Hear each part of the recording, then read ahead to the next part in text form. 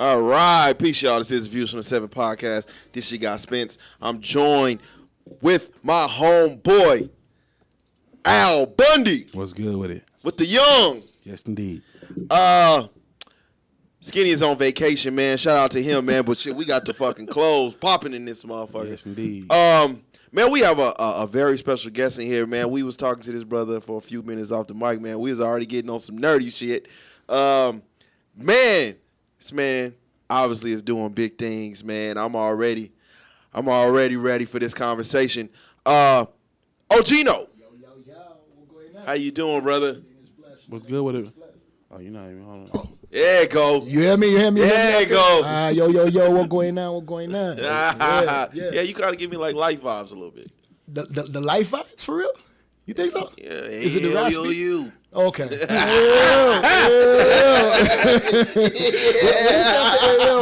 Sweetheart or something. Sweetheart.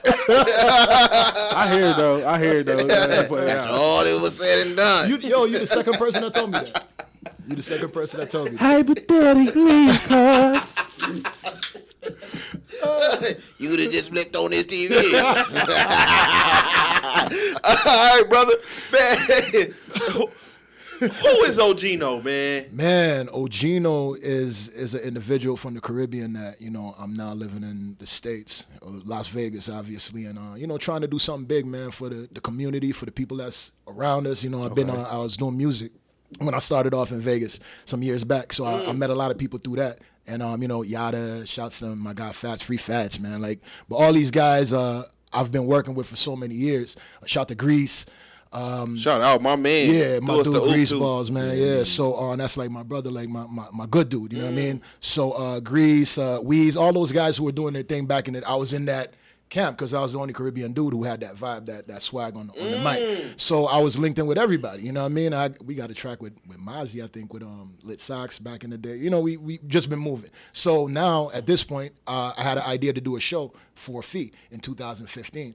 And I hit my dude Smoke, like, yo, I got this idea, man. I think it's going to be fly. Let's do something in the city. Because I'm like, yo, I've been here for like a lot of time and a lot of years, and I haven't really seen anybody do something like that here. Yeah. I'm like, yo, people don't really know what's up with Vegas. People don't know black people here. Right. Crazy. Even that, people think you live in hotels. Like, all these stigmas that go around. Hey, I'm from Vegas. Oh, yeah, well, you live on a strip? All these things. So it's like, for me, it's like, okay, well, we got to do something to change the trajectory of the thought, right? Okay. Because every time I talk to somebody, it's like, oh, you live on the strip? Yeah. Well, there's houses of it. They're always curious. Yep. It's like, okay, what better way than to put it in a visual form, right? So after that, I reached out to my guy, like I said, and then he was like, yo, we doing something right now. I'm trying to put the series together. Shout my guy Smoke. And I was like, all right, we'll see. And, I'll see what you do with it. But he didn't do nothing. I was like, 2016, I was like, we still ain't got something out. So I started to write. And I told him, like, look, let's put something together for real. I got everything situated. And we start having meetings. And boom, we, blossomed into 4 Feet season 1. I love what you're doing, man. I seen I haven't got a chance to check it out yet. Right. I will. Okay. Amazon Prime. Yes. But I like that you're shooting in prominent neighborhoods. Right. So you have to. As a born and raised in Las Vegas resident. Absolutely. Right. All the shots that I was immediately like, I know where that's at. You know where that's at. I know where that's at. Yeah. You know what I'm saying? Yeah. So, 4 Feet, man, what is it about? 4 Feet is a compilation of stories across the city, right? That are all connected. So it might not be a storyline. It's not really a star. I guess I'm the lead, but it's not really like a star. We want it to just be a compilation of stories that show different storylines that connect up. Okay, I'm glad you cleared that up because I was like, what the fuck? Like, the story didn't go from like episode to episode. So I'm right. Like, Roscoe's in all of them. Yeah. But it's not. It wasn't conjoined. Okay. Right. So really, 4 Feet is not about just, nothing in life is free. Everything is 4 feet. First of all, right? So we start there. Nothing in life is free. Everything is 4 feet. So if you do something for free, you can't sustain. You got to get paid after a while, right? Otherwise, you can't keep going. Yeah. So that's one thing. And then secondly, 4 feet is pretty much like if I'm in the Iraq War. And I joined the military, go out there, fight, I get shot, boom, boom, boom, come back home, I got to recover, my arm fall out, whatever the case may be. That's the fee I paid for joining the military. So it's almost like consequences of the things that you choose to do. You dig what I'm saying? So it's deeper than, it just looks. And 4 Feet is everything, man, because the doctor do it for the fee, right? The hoe do it for the fee. The bum outside do it for a fee. Everybody does it for a fee. So it's really life. 4 fees, everything. You know what I mean? Jesus. Yeah. I like that. Yeah, That's deep, right? I like that. Okay. I like that. Currency. So where did the idea? How did you get the idea, and when did it spark in your brain that I want to put this idea? Right. Because I think a lot of ideas get killed immediately before it even gets put pen to paper. Right. So when did the idea pop up, and when did it spark that, okay, I'm really going to do this? Gonna do this. So I have this this mixtape. I think it's called Cut Above the Rest, right? So that was like my first mixtape that I dropped. I think it was like 2014, 15. Shout out to the OG Barbershop on MLK. Okay, you already know, right? So yeah, we actually did it at my other guy's spot, but you know, it was a barber setup with the setup with the picture and for the photos for the cover and everything. But really, it was a song on there that Ogino, the rapper, was dealing with a female, and this is loosely based. A dude came in and he had to smoke him. You know what I'm saying? So that's where 4 Fee blossomed from that song. And even if you go back and listen to that song, like I said, it's off Cut Above the Rest. The song is called Catching Feelings, right? I think it's on like Dat Piff still or something like that. But shout out. Yeah. So if you watch season 1 and that first episode, it opens up with a sex scene. You know what I mean? Straight up. So that's where, you know, you seen that? I seen so it, yeah. That's where that came from. You Rest know in what I mean? peace, Quan. Yeah, rest in peace, Quan. You know what I mean? Rest easy, King. You know what I'm saying? How do you deal with those, especially in this time, in this era of woman empowerment? How do you deal with sex scenes respectively? Respectfully. I always lead with respect and love, you know what I'm saying? So it's always good. So my whole team is females, you know what I'm saying? My team is women. I put women first.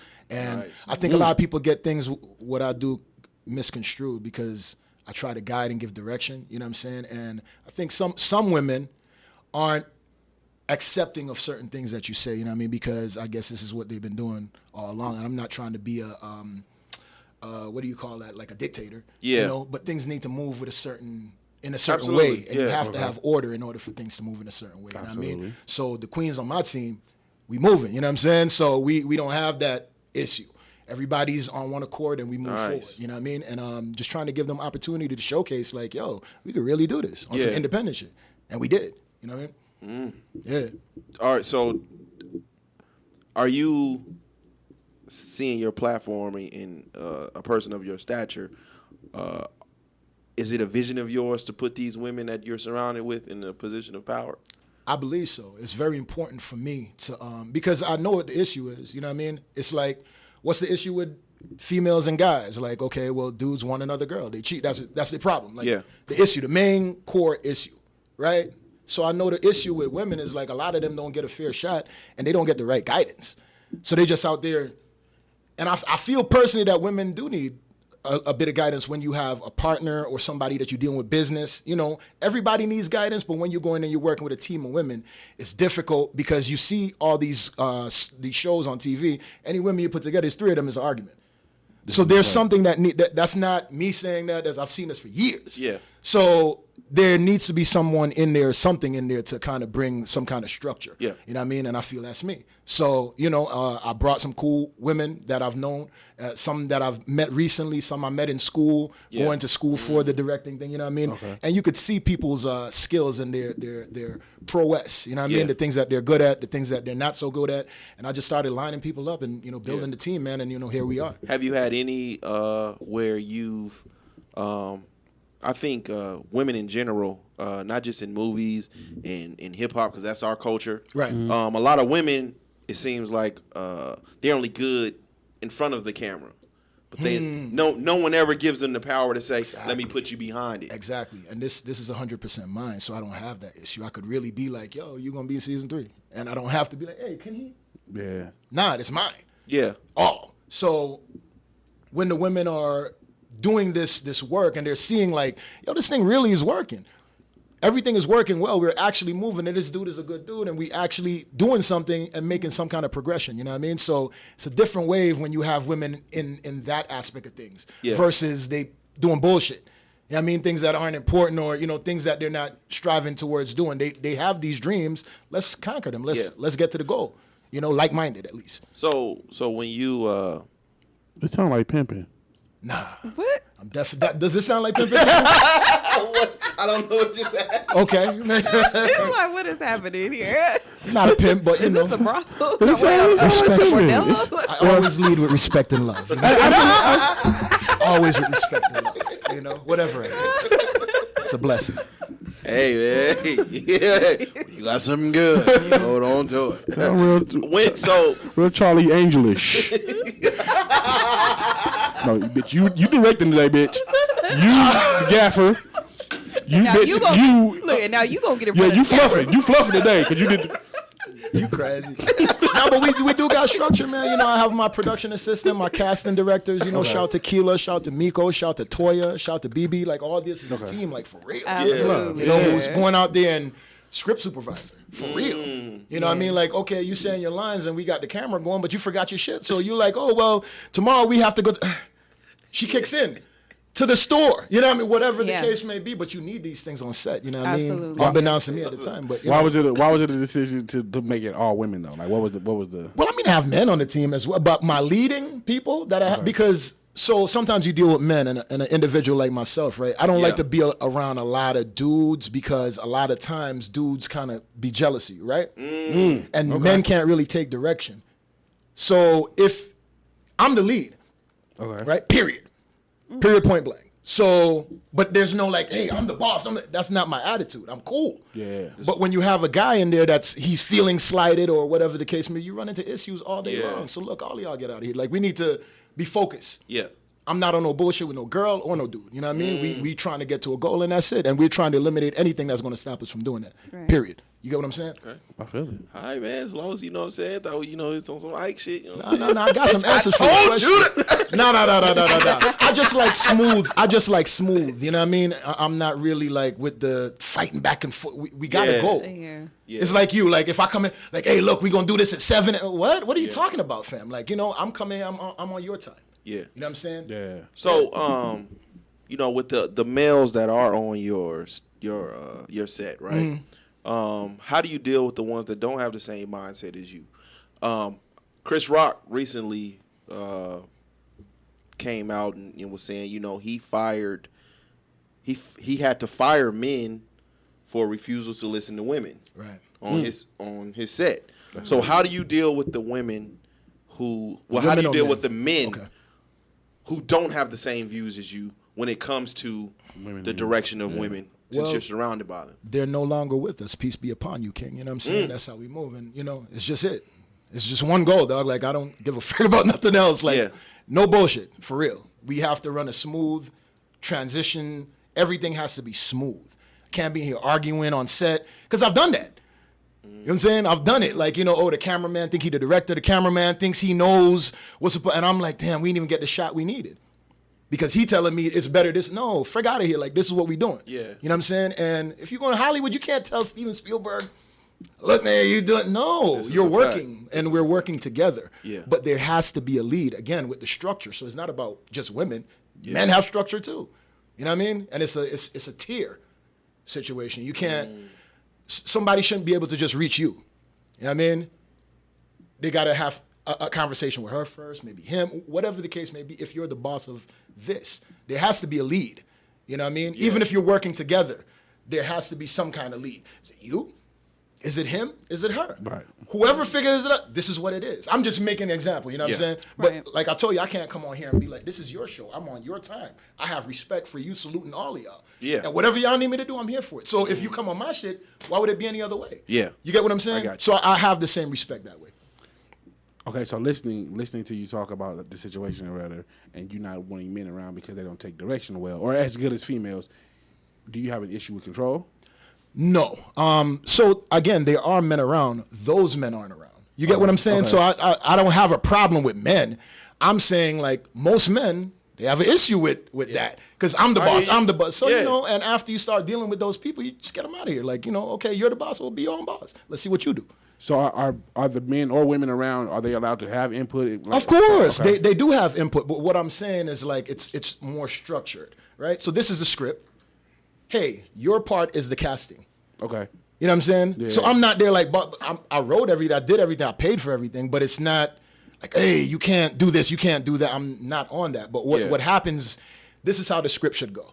Okay. Like, I come in and this is how the show should go, and I come in with my shirt off. Like, what are you doing, fam? Like, that's not how we do it here. You know what I mean? Could you please put your shirt back on? I'm like, nah, bro. Like, this, you gotta leave. Yeah. You get what I'm saying? So it's the same concept with film. Just if you're not seeing eye to eye with what I'm trying to do, and I'm the lead on this, I already wrote it. Everything is already here. gotta go. All we got to do is follow the blueprint. Okay. Gotta go. You got to go. So I'm not like, if you have idea, like, nigga, shut up. No. It's like, hey, let's work on that. Let's see how we could do it. Yeah. Fine. You got the leeway to do this or whatever the case may be. But when you come like, nah, we ain't doing that shot. Nah, dog, like we can't, because this is the vision for what this is. You know what I mean? Yeah. And when you do that, it's counterproductive anyway. Like in a setting like that, when you're filming, it has to be very structured. It has like to you be. can't, you can have a little bit of ad lib here and there, but in order to monetize on your time that, you know, that you spent all this money for all these people to be here, you do need someone that can follow directions. Right, it's so true. You know, sense. so don't get me wrong. You know what I mean? It's not like on some pompous, I can't, I have a problem with control or nothing. Nah, it's more so that issue. Those guys are gone. You know what I mean? Like, we can't work with somebody who's going to continuously cause an issue. Because like she said with film, dog, like, we start here, if we filming like a show here and we got to edit or we got to do different things, next thing you know, we hear from 2 hours supposed to be the shot, now we hear 5 and 6. Now we lost the light. Now we lost, you know what I'm saying? All these things that we need for that shot, now it's gone. Whatever you thinking in your head ain't what the script say, fam. You know what I'm saying? So we just got to follow this, and once we follow in there, you got ideas about this, cool. You know what I mean? Okay. All right. Shit. I'm here for it, man. I run a tight ship, man. When Like, you, how do you find, like, is acting similar to like music? Like, we was having a discussion, right? You know, when you hear a great song, right, and you got it on repeat, you kind of you lose yourself in it, right. Is it the same way with acting? Like, what do you have to tap into to get in that vibe, to get out of your shoes and put yourself into the characters? I think it's like, I remember Pac said this one time. I think he did the film with the cop film, and he said, like, if your soul is pure, you could always find it. You know what I mean? Because you already know who you are, so it's no problem tapping into something else. Talking about Gridlocked? Gridlock. He did an interview after Gridlock. His greatest movie. Ooh. Well, I mean, look, I'm just talking about what he said after. Gridlock is his best movie. That displayed his range. All the rest of the movies was like he was Bishop. Thug Chip, yeah. He was Bishop in every other movie. Right. Poetic Justice, he was I would say not Poetic sensitive Justice. Bishop. Right. He was mailman Bishop. You know what I'm saying? Right. But Gridlock was like a dark comedy. You know what I'm saying? Right. It displayed his range, man. Shout out, man. Yeah. So that's what it was for me. Like, you know, same concept. I think once you kind of know who you are, I'm comfortable with myself. Like, you know, I make sure I do everything fair. Yeah. So I love those questions, by the way, because that's important questions. Because people might look at me and like, oh, this nigga think he is or whatever. Nah, it's just we running. You know, it's in order. You know, that's all it is. But yeah, man, it's something that I had to check out. See, because of course I think all of us may have thought about acting at some point. Like, I could do that or whatever. You know, but at this point it was like, yo, I could do my own thing. Everything you see now is acting. Right. You know what I'm saying? When it comes from shit.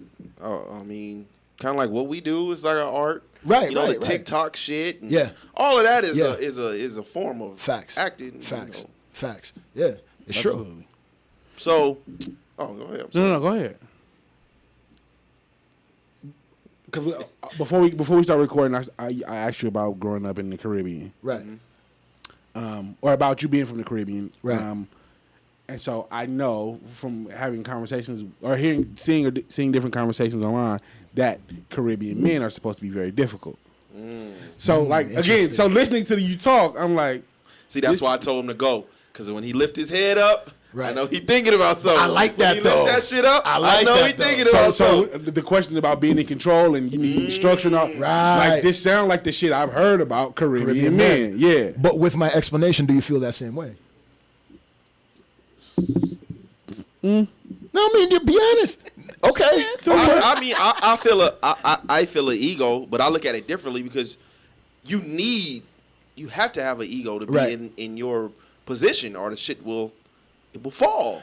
I feel like I'm given people opportunity, right? We're giving people opportunity. Like season 1, I think we got like 6 million impressions right now on Facebook alone. Wow. Alone on Facebook. Nice. Like one of the episodes has like 620,000 views or something like that. Like I think the finale. Wow, that's crazy. But this is real. So it's, I don't want to say, it's more like this is reality. Yeah. This is reality. Like I'm not guessing that's going to give you a shot. That's 630,000 views. Right. So it's not like, oh, well, I got 100 views. Maybe I could ask this girl if she want to be involved and maybe we might do good. I already know what it is. You know what I'm saying? So I'm confident in what's happening. You dig what I'm saying? Yeah. So I'm a very humble individual, but I'm confident in what's happening around me. And I'm sure because it's my reality. You know? Whether I built it, I built it with everyone surrounding the situation, but we're certain of what it is now. You know, we're on Amazon Prime. Fact. Right. 10 episodes. Shout out. Fact. We're finished and Black complete excellence. with season 2. Ready to shoot off and just get a distribution deal right now. And people at home like, you're not going to finish that shit. This nigga not going to finish that shit. This pandemic, all this shit. But no, we finished that shit. You get what I'm saying? So it's not necessarily like ego. It's like, I know what it is. I'm not overly knowing what it is like, well, we need to be on Netflix right now. You know, we'll get there, whatever the case may be. But I'm confident in that. Like, if I come up here and be like, well, you know, I don't know if you know how to podcast. Nah, this shit is dope. You've been going. Yeah. And you have the views and you have the experience to say that. Yeah. You know what I mean? So I guess it's kind of like around the same lane. But, you know, maybe it's ego. Who knows? But I mean, I who knows? I think you. Who knows? I think you have to lead something. To have like something? that. Yeah. You have to. Okay. Especially with money, time management. Right. You have to. Right. Or should it just be all over the place? Yeah. Yeah, Could that's be what I right, was gonna yeah. say. You can't be passive, Right. You know, Not especially- passive, no. You cannot be passive, especially in a leadership role. Like you have to have structure. You have to be firm with certain things. Right. Otherwise, you'll waste a lot of time and money. So, Right. I'm a straight You shooter. can't- yeah, you you know what I can't be mean? I try passive. not to beat around the bush. Like if somebody say like my uncle died, I say just tell me straight up. Don't, oh, hey, oh, Gino, look, I got to tell. Look, hey, Uncle Raphael dead, all right? And I can move from there. I don't like bullshit. I just, bah, everything. So that's how I move. Yeah. I try to curtail it, you know, with certain things. Yeah. So, sometimes people catch it the wrong way because I'm coming so direct, like, hey, but this is what it is. Yeah. You know? So, yeah. I got some left field shit. Yeah, go ahead. I be seeing like the Caribbean niggas, right? Uh-huh. Like, why y'all be dancing so aggressive? I don't You be dance. seeing that I don't shit? dance. Like, I'm more laid back. You know what I'm saying? You don't be seeing the videos. Like, Yeah. choking her and That's shit. Jamaica though. A lot of Jamaicans do okay. that. I'm from the Okay. Virgin Islands, so it's like there's more islands than states. There's more islands than there are states. But So they're all really extremely small, right? most of the islands are small. Yeah. So like I tell you about St. Kitts. So moving from St. Kitts to the Virgin Islands, right? Those are two separate Caribbean islands, and even moving from St. Kitts, it was like almost moving from Georgia to New York. Yes. Because Damn. now I go, it's crazy. Like even in the islands, it's the same concept. Like, oh, you from down island, or you talk different, or you know. And the people from the U.S. Virgin Islands where I moved to, they feel like they're already ahead. They're U.S. and because I had to go there to even get my citizenship. I was an American citizen. You know what I mean, like I told you, I'm really not supposed to be here. So if I'm here, I'm mushing. Yeah. Pushing. Allegedly. You know what I mean? Yeah. No, we got citizenship now. I got my papers. So coming to America, is your opinion on history different than an American? Not history, but I'll tell you what, and I'm sure you guys might see a little light in this, right? So in where I'm from, right, moving here, even St. Kitts, the Virgin Islands, it's all black. So my cops is black. My teachers is black. The people working in the hotel is black. The people working in the hospital is black. So I came to America like I am king already because everybody around me was that. But I see you guys in America. The American black is like a difference because you guys are here under the long arm of the white man. You know what I'm saying? So consider that. So consider that. So I'm not dissing y'all, but I'm being truthful. Shit, that was God damn. What you see around you. We asked the brother. I don't like to date episodes, but we here, so it's like I keep taking hits. And we asked the brother yesterday. He's from Long Beach. Okay. Shout out to that brother. we asked him, from an outside looking in, how does he feel about, the hip hop scene in Las Vegas? Right. On the outside looking in. Right.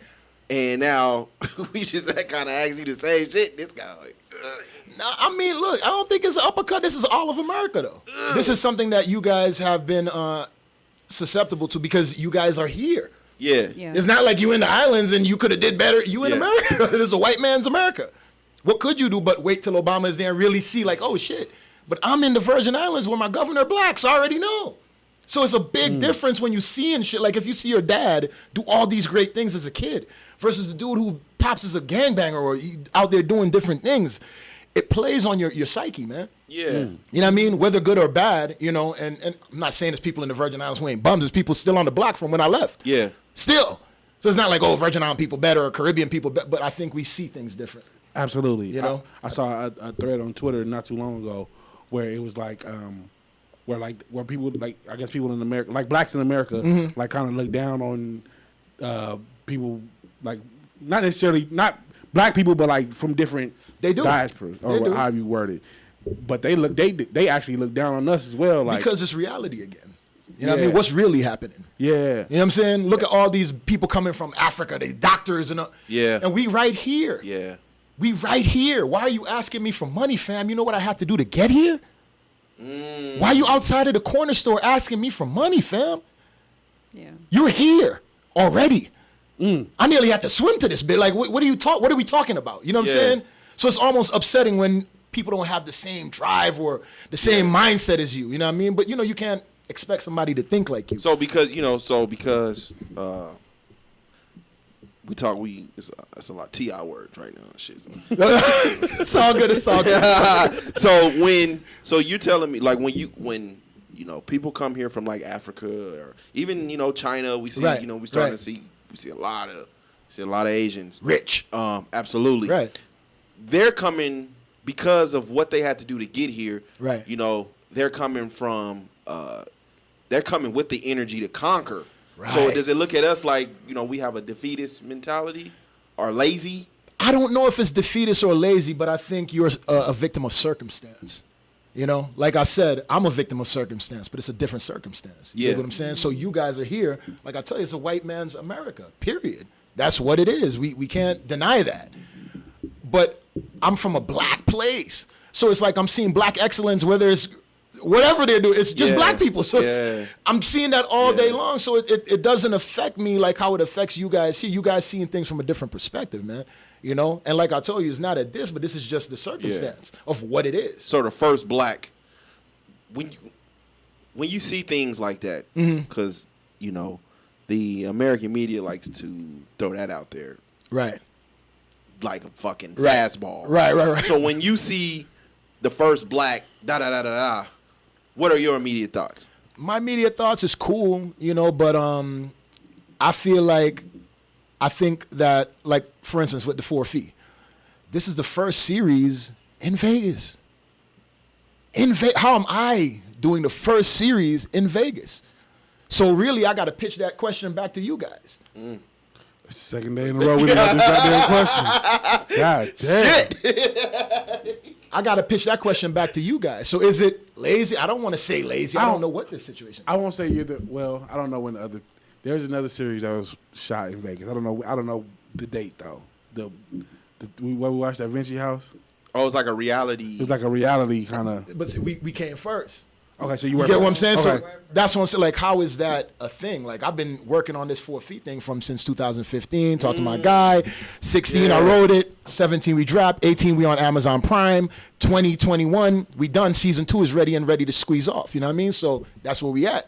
But I think the one in Vegas with the reality thing, it's like, I don't know if that's like what Vegas represent. You know what I mean? I don't think that's really. I don't either. I'm not dissing. Look, let me not, because shout out to my homegirl Melissa Benz. Thoroughly. She was on the show. She told me to check it out, and I did. You know what I mean? Yeah. But it's kind of like, you watched the whole episode. I watched it because I'm really that guy. Shout like, out to Skinny. He made us watch like 3. He made us watch like 3. Right. No, you're not feeling it. And I don't know who even put that show together, bro. So I'm not disrespecting anyone. I'm just saying, like, I don't think that really. I'll take that bullet because that shit was terrible. You take that. I just don't think it encompasses what Vegas showcases. You know what I mean? And what it has to offer. The Housewives of Digiworld. No. Shout to Melissa Benz for being on the show. She was on. She was it. Shout to my homegirl. You know what I mean? I don't know anybody else on the show. Is she in 4 feet? No, I actually asked her to be in 4 feet. But so check this out. Housewives of Melissa, Sunnies. don't kill me. But so I asked her to be on 4 feet, but she was actually shooting that show. So she couldn't be involved. Terrible decision. Terrible decision. It's okay. It's okay. It's okay. No. That's all right. We gonna take the bullets. We gonna take the bullets. You always take the bullets. God. And they gonna shoot him too. Fuck it. They were shooting. I mean, it's on Prime. That's on Prime too. Well, I don't know if it's still on Prime, but it was on Prime. It was on the app. We saw it on it was an Team app. Jordan just sold in chips. Oh my goodness. Heavenly Father. Y'all so damn stupid. Hey, man.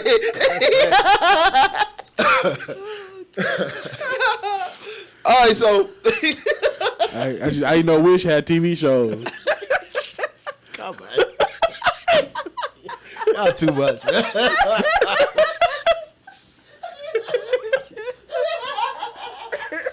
Come on, Vegas. This can't be it, man. Come on, man.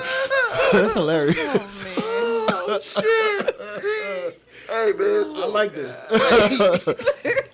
Yeah, man. Y'all can ask me whatever. I'm answering anything. No, because we was getting on some nerdy shit, man, and you was talking to us about we was on some nerdy shit before we got on. We started recording. Right. And I want to know. So you went to school. You went to school in L.A. Well, I went to Los Angeles Film School, graduated from there, and then I went to the Las Vegas. It's like Film Academy, but they closed down because what happened? I was in the middle of school, and then next thing you know, they got bought up by somebody else. It was like Las Vegas Film something. I forget the name of it now, but they got bought up by somebody else, and then boom, 2 buildings went to 1. And then 2 floors, we couldn't use certain rooms, and then boom, the school just closed. It was like, yo, what the frick? So I didn't finish. How long ago was this? This was like 2 years ago. So I put out season 1, then went to school. Okay. Yeah. Okay. Dope. Yeah. So I already was on my shit. Like, it was just a concept, man, and I felt like I needed these credentials. Yeah. To, if I get into any door, be like, look, I graduate. I'm a Los Angeles Film School graduate. You see people say this shit all, but I'm looking at the game, dog, and seeing like, okay, this is what I need to do. Yeah. Perfect. The blueprint is already there. Yeah. Is there anything, having already completed the project, is there anything you learned from film school, or do you just definitely. 12-act story structure, gaffer, the best boy, best girl, all these, the terminology. The key grips. No, key grips. I always wonder what all them people do. So key grip is somebody who puts your things together. So a key grip is a person, okay, so if I was coming in here and bringing in all the mics, setting it, that's the key grip. Okay. Best boy, best girl is kind of like, the same concept. You have the gaffer, that's somebody who deals with electricity. So if anything happens on set, you get fired, cameras catching it, whatever the case may be, somebody's able to work with things, wire things a certain way. There's a bunch of different names all on that list, man. But I had to learn all those things, And it's just different structure. Everything is written in a certain structure, right? When you see storylines and stuff, it's pretty much beginning, middle, end. Yeah. But beginning, it's like 3 other things happen. Middle, 4 other things happen in the end, and then boom. So it's like it's a climax. It's all these different things that if you're writing for these big Hollywood studios, and that's kind of what they want. You know what I mean? I just wanted to give myself all the opportunity I could. That's interesting. I applied for school to go to film school here. Not the same school. I think it was ICTA. It was something like that. Okay. But I really wanted to I really wanted to focus on. That's Little Romeo school, ain't it? No. Little Romeo. What is wrong with you, man?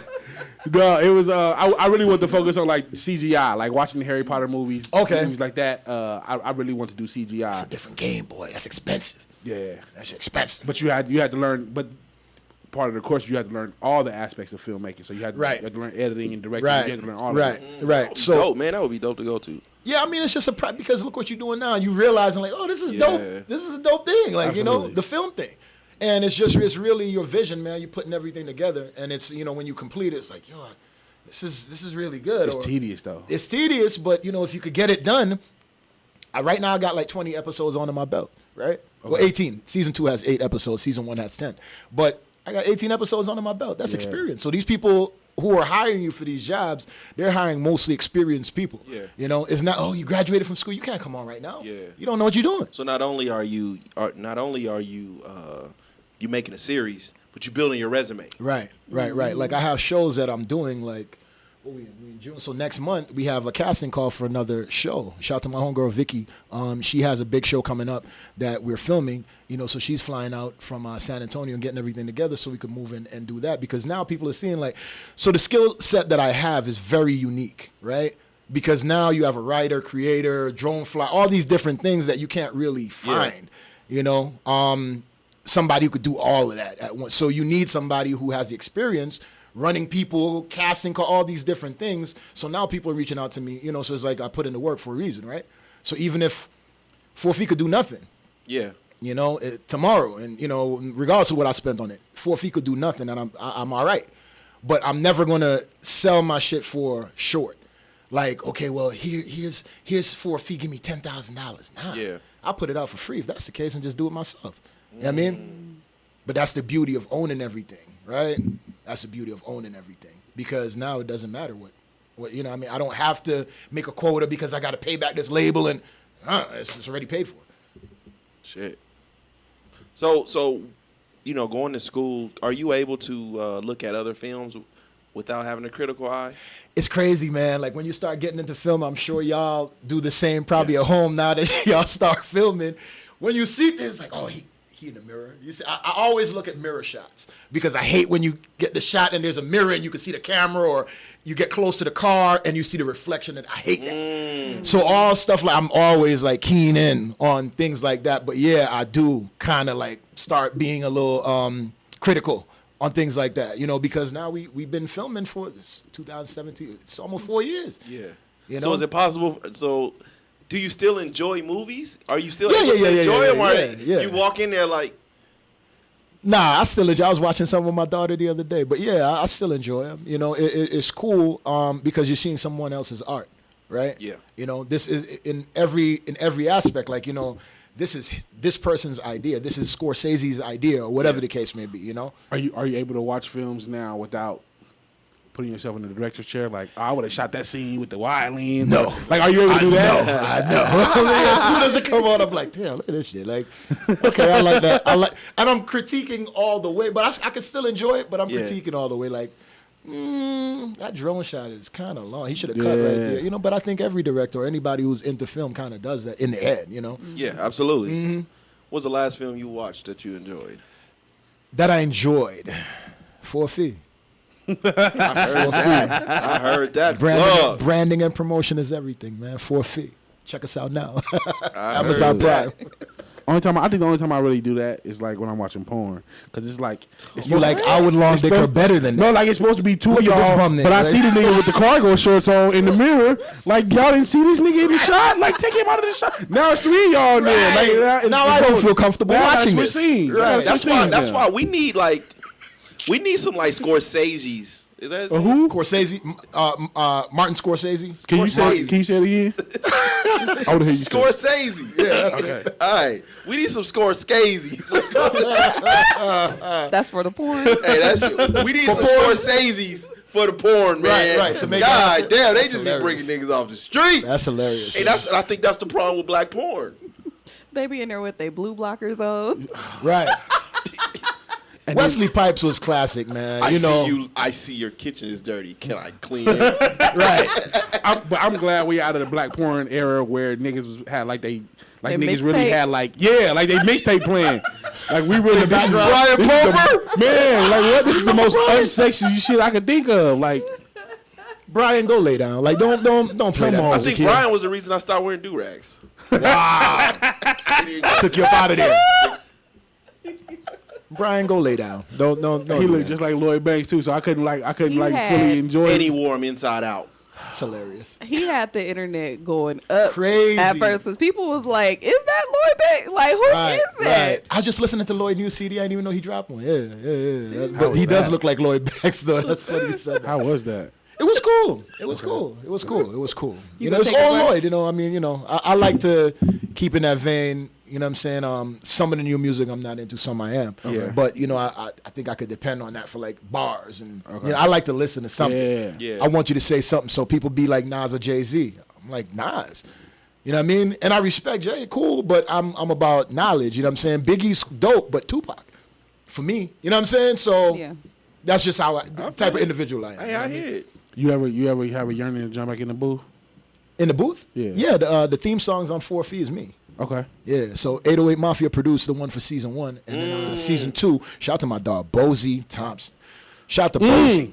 Shout out to Bozy. My God. Shout out to Bozy. And shout out to Scale, too. So Bozy did the season 2 beat. That's dope. Oh, my goodness. That's dope. Yeah, we had the brother Stacey G in here. And okay. He still works. He works with Bozy. With Bozy, okay. Yeah. Big Boz. That's dope, man. Yeah. Oh, yeah, Bozy been doing this thing for a long time. Yeah, that's my guy. Because we seen, I told Ivan, man, I'm doing a little research. I said, yeah, you know, Ivan's favorite rapper is Mr. Finley. Really? Have you heard VI to Vegas? I'll listen to it on my way here. Dog. Look, when I say fit, ask Grease about. I think Grease was there. Look, when I tell you, dog, we was in the studio and he one take Billy that thing and murdered. I believe that. Finley's one of the most talented Vegas rappers, dog. I don't care what nobody says. Finley's effortlessly. This is what like he was meant to do. But Finley needs some kind of like structure around him to keep him going because he's just the artist. Yeah. He's really just the artist. You know what I mean? You know, some people would be the management. He needed somebody to take him. But Finley, I still feel like Finley's one of the dopest artists in Vegas. You know what I'm saying? I agree, but I'm biased. I'm super biased because that's really my guy. Right. Like, I don't call him Mr. Finley. I don't call him Weeds, man. I call him by his first and middle name when I see him. That's all. I call him Mikey Dean. So that's really our thing. I see his dad the other day about Boy Spy. Okay. Yeah. But that's all from Greece. You know what I'm saying? I got introduced to Finley through Greece, but like I said, Greece like my brother. Like how Finley is probably to you. That's my guy. Like I know Greece daddy is my. Like I know his family. Great people. You know what I'm saying? Good people, solid people. Absolutely. Got love for them, man. You know what I mean? Shout out to my dog Grease, boss. While we on VI to Vegas. I'm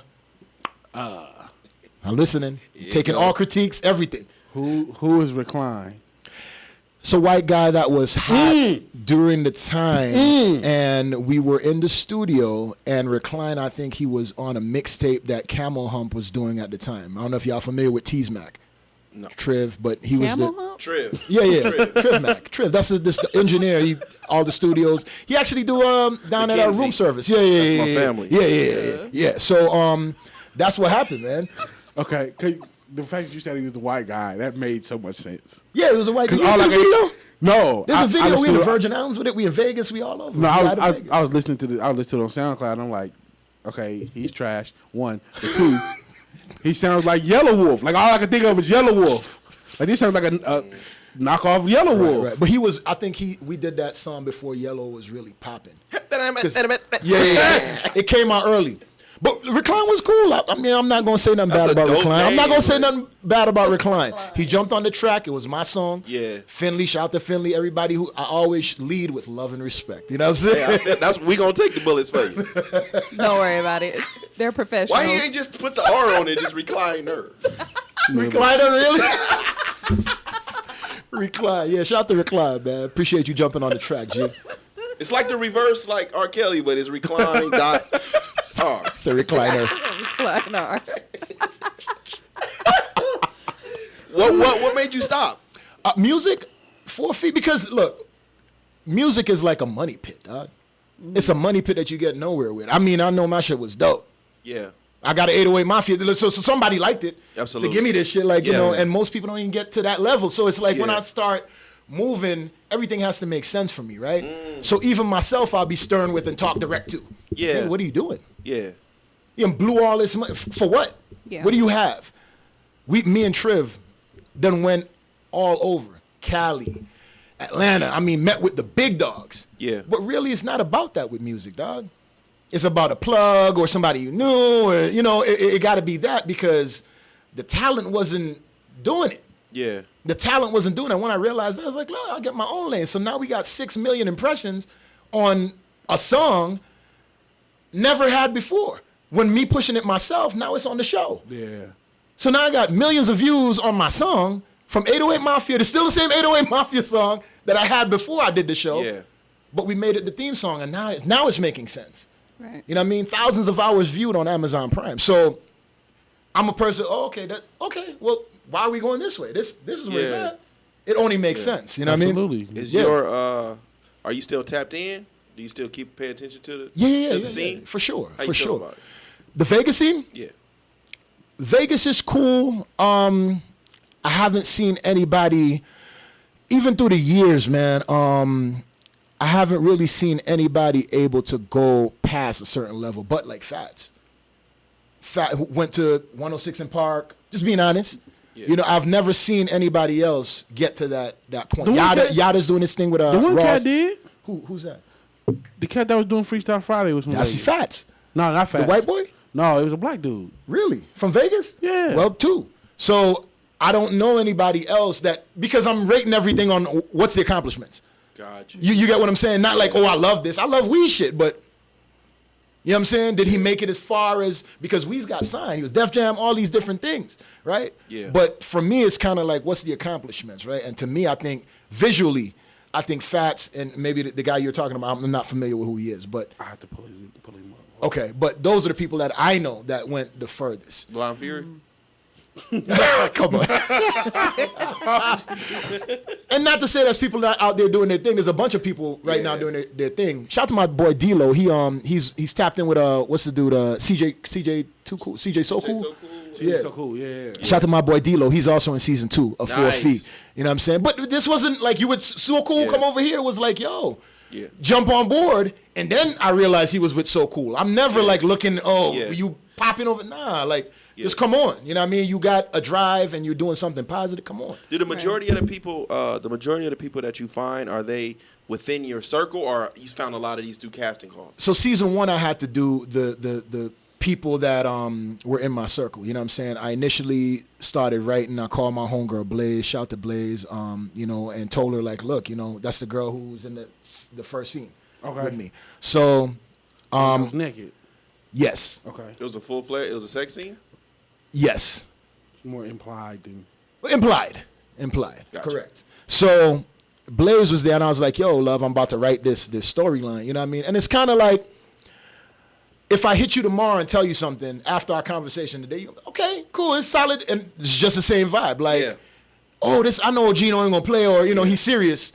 Cool, okay, cool. Like, I ain't got no film experience at the time, but I'm gonna write this, and we gonna do it, and we did. So she jumped on board, and I wrote the scene for her, or the script for her, and the people that I brought on board, I wrote things for them. You know what I'm saying? But season 2, this shit got crazy. I think we had 150 to 200 people come to the casting call. Oh, shit. So it got crazy. So those views, because it's one thing when you start seeing traction, right? Like the 4 Feet page is popping and all that. Yeah. And I see the 4 Feet online and Facebook is pop. Cool. Yeah.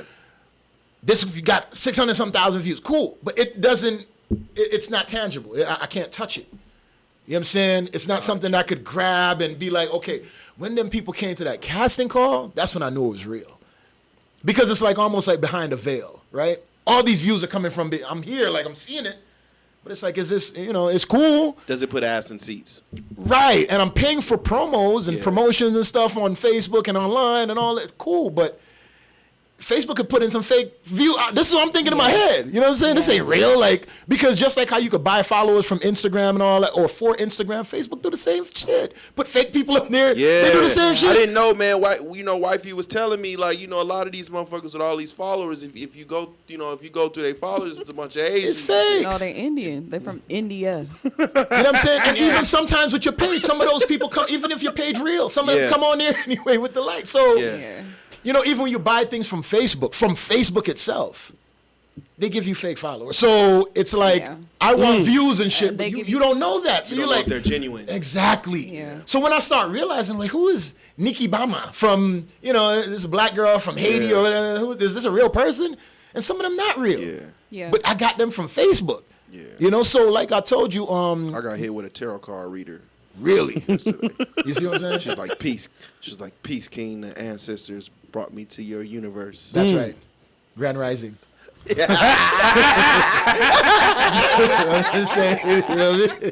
So, but yeah, you know, so after seeing those things and kind of recognizing again, like, Facebook do the same thing that if you buy fake followers or whatever. Yeah. Yeah. So, okay, cool, but this is Facebook. This shouldn't be. So I'm thinking all along, like, that's some fake shit. Like, 630,000 views because I paid you $1,000 and some dollars, nigga. That's why we. Yeah. But nah, nah. Somehow through there, it was getting around. Because with Facebook, the beauty of it, I could target a town in the Virgin Islands and just hit that.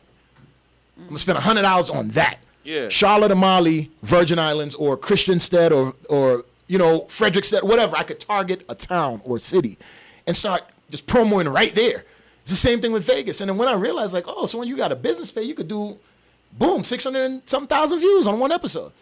Because it built up to that point. And it was kind of like I was dropping them and trying to look at the blueprint what everybody else is having, right? With like Power. Okay. Power will have like a whole bunch of episodes, then they'll give you a mid-season break. It's a fact, yeah. But you build anticipation with that. So I use all the tools that I seen around me. I did the same shit. Mid-season break, Christmas break, you know, and boom, the last episode, they went crazy, 600 and some thousand. So, Yeah. you know, it's right there, and I'm using the blueprint so it works, you know. But when I seen those people come to that damn casting call, man, it was like, yo. How much bread do you got to put in? Because the page is doing amazing. Mm-hmm. How much bread do you have to put in for solid marketing? And where do a lot of people go wrong? Because I see a lot of products, but where do people go wrong when it comes to the marketing side of it? Right. So I have a different thing going on with Forfeit because it's a film. Yeah. And we have so many people involved. So my whole thing, even at the viewing that we had at Sugar Daddy. Oh, shout to Sugar Daddies Shout too. out. So, yeah, shout to Sugar. Wow. Shout to my dog Jeff down there, and you know, y'all doing y'all thing. So the thing about marketing and all that is like, I have so many people that I have access to. Okay. You know what I mean? So you on the shit, you're not gonna post underneath Right. 4 feet. Nah, I thought we talked about it. You're not Right. gonna comment. You're not gonna put a bomb or fire or something. But when people start to see interaction, you know, and I sat the whole 2020 kind of looking at game, like how everybody's moving, like everybody posting, but it's to be seen. Yes. It's not necessarily to be to interact. That's a fact. So I post onto your page, but it's I don't care what's going on, but somebody's gonna see 4 feet movie. You know what I'm saying? So if I'm running the page that day, or one of the young ladies is running the page that day, that's the agenda. You know what I'm saying? We have to make sure we hit everybody when they first post. Ice-T's page, because look, Ice-T likes my shit. But guess what? Everybody is like, Ice-T know this nigga? Who's 4 feet movie? Yeah. And then so boom, all these things that you got to utilize and also pay for promotion. So to answer your question about how much you have to have on the side, I think like 10 to 20, for sure, 20 bands to really promo and really be like, okay, we out here all the time, promoing every post that you drop is a promotion behind it. You know what I mean? Oh, so you pull a graphic artist shit. What's that? DM for collabs? Yeah, you never seen it says a post and it was random graphic artists just show up? No, I just be putting like bombs, fire. Yeah. You know, but people are like, who is that? Right. Even if they don't like your shit, somebody sees it. It's a Because fact. I see it on Shade Room. So I just get the game. Like, oh, well, I got posts on Shade Room all the time. You know, this is crazy or whatever. It doesn't matter. Yeah. You know what I'm saying? You say something funny. So because really, you got to realize, right? Social media is a fake place, dog. It's a fact. It's a fake place. So all these likes, I don't really care about it, but I need to have it going. Yeah, when you because have a when product, somebody else, yeah. When you have a product, you look at it Right, differently. because my real page is like, yeah, it's cool, you know what I mean? But 4 feet making his moves, and that's what's important. Not my show. I don't care if Ogino is never mentioned. Yeah. You know, I want the people in the show to be pushed, not necessarily me. I'm the creator, so it doesn't matter. You know what I mean? Service before self. So, you know, that's how I look at it. I like that. So what's your end goal? Like, what do you're saying you're not tripping about you getting any credit. So what's your end goal for yourself? I already met my end goal, dog. I'm from St. Kitts. You know what I'm saying? Like I told you, look where I'm at. I'm here talking to you about a show in Vegas. Yeah. What's happening? You know what I mean?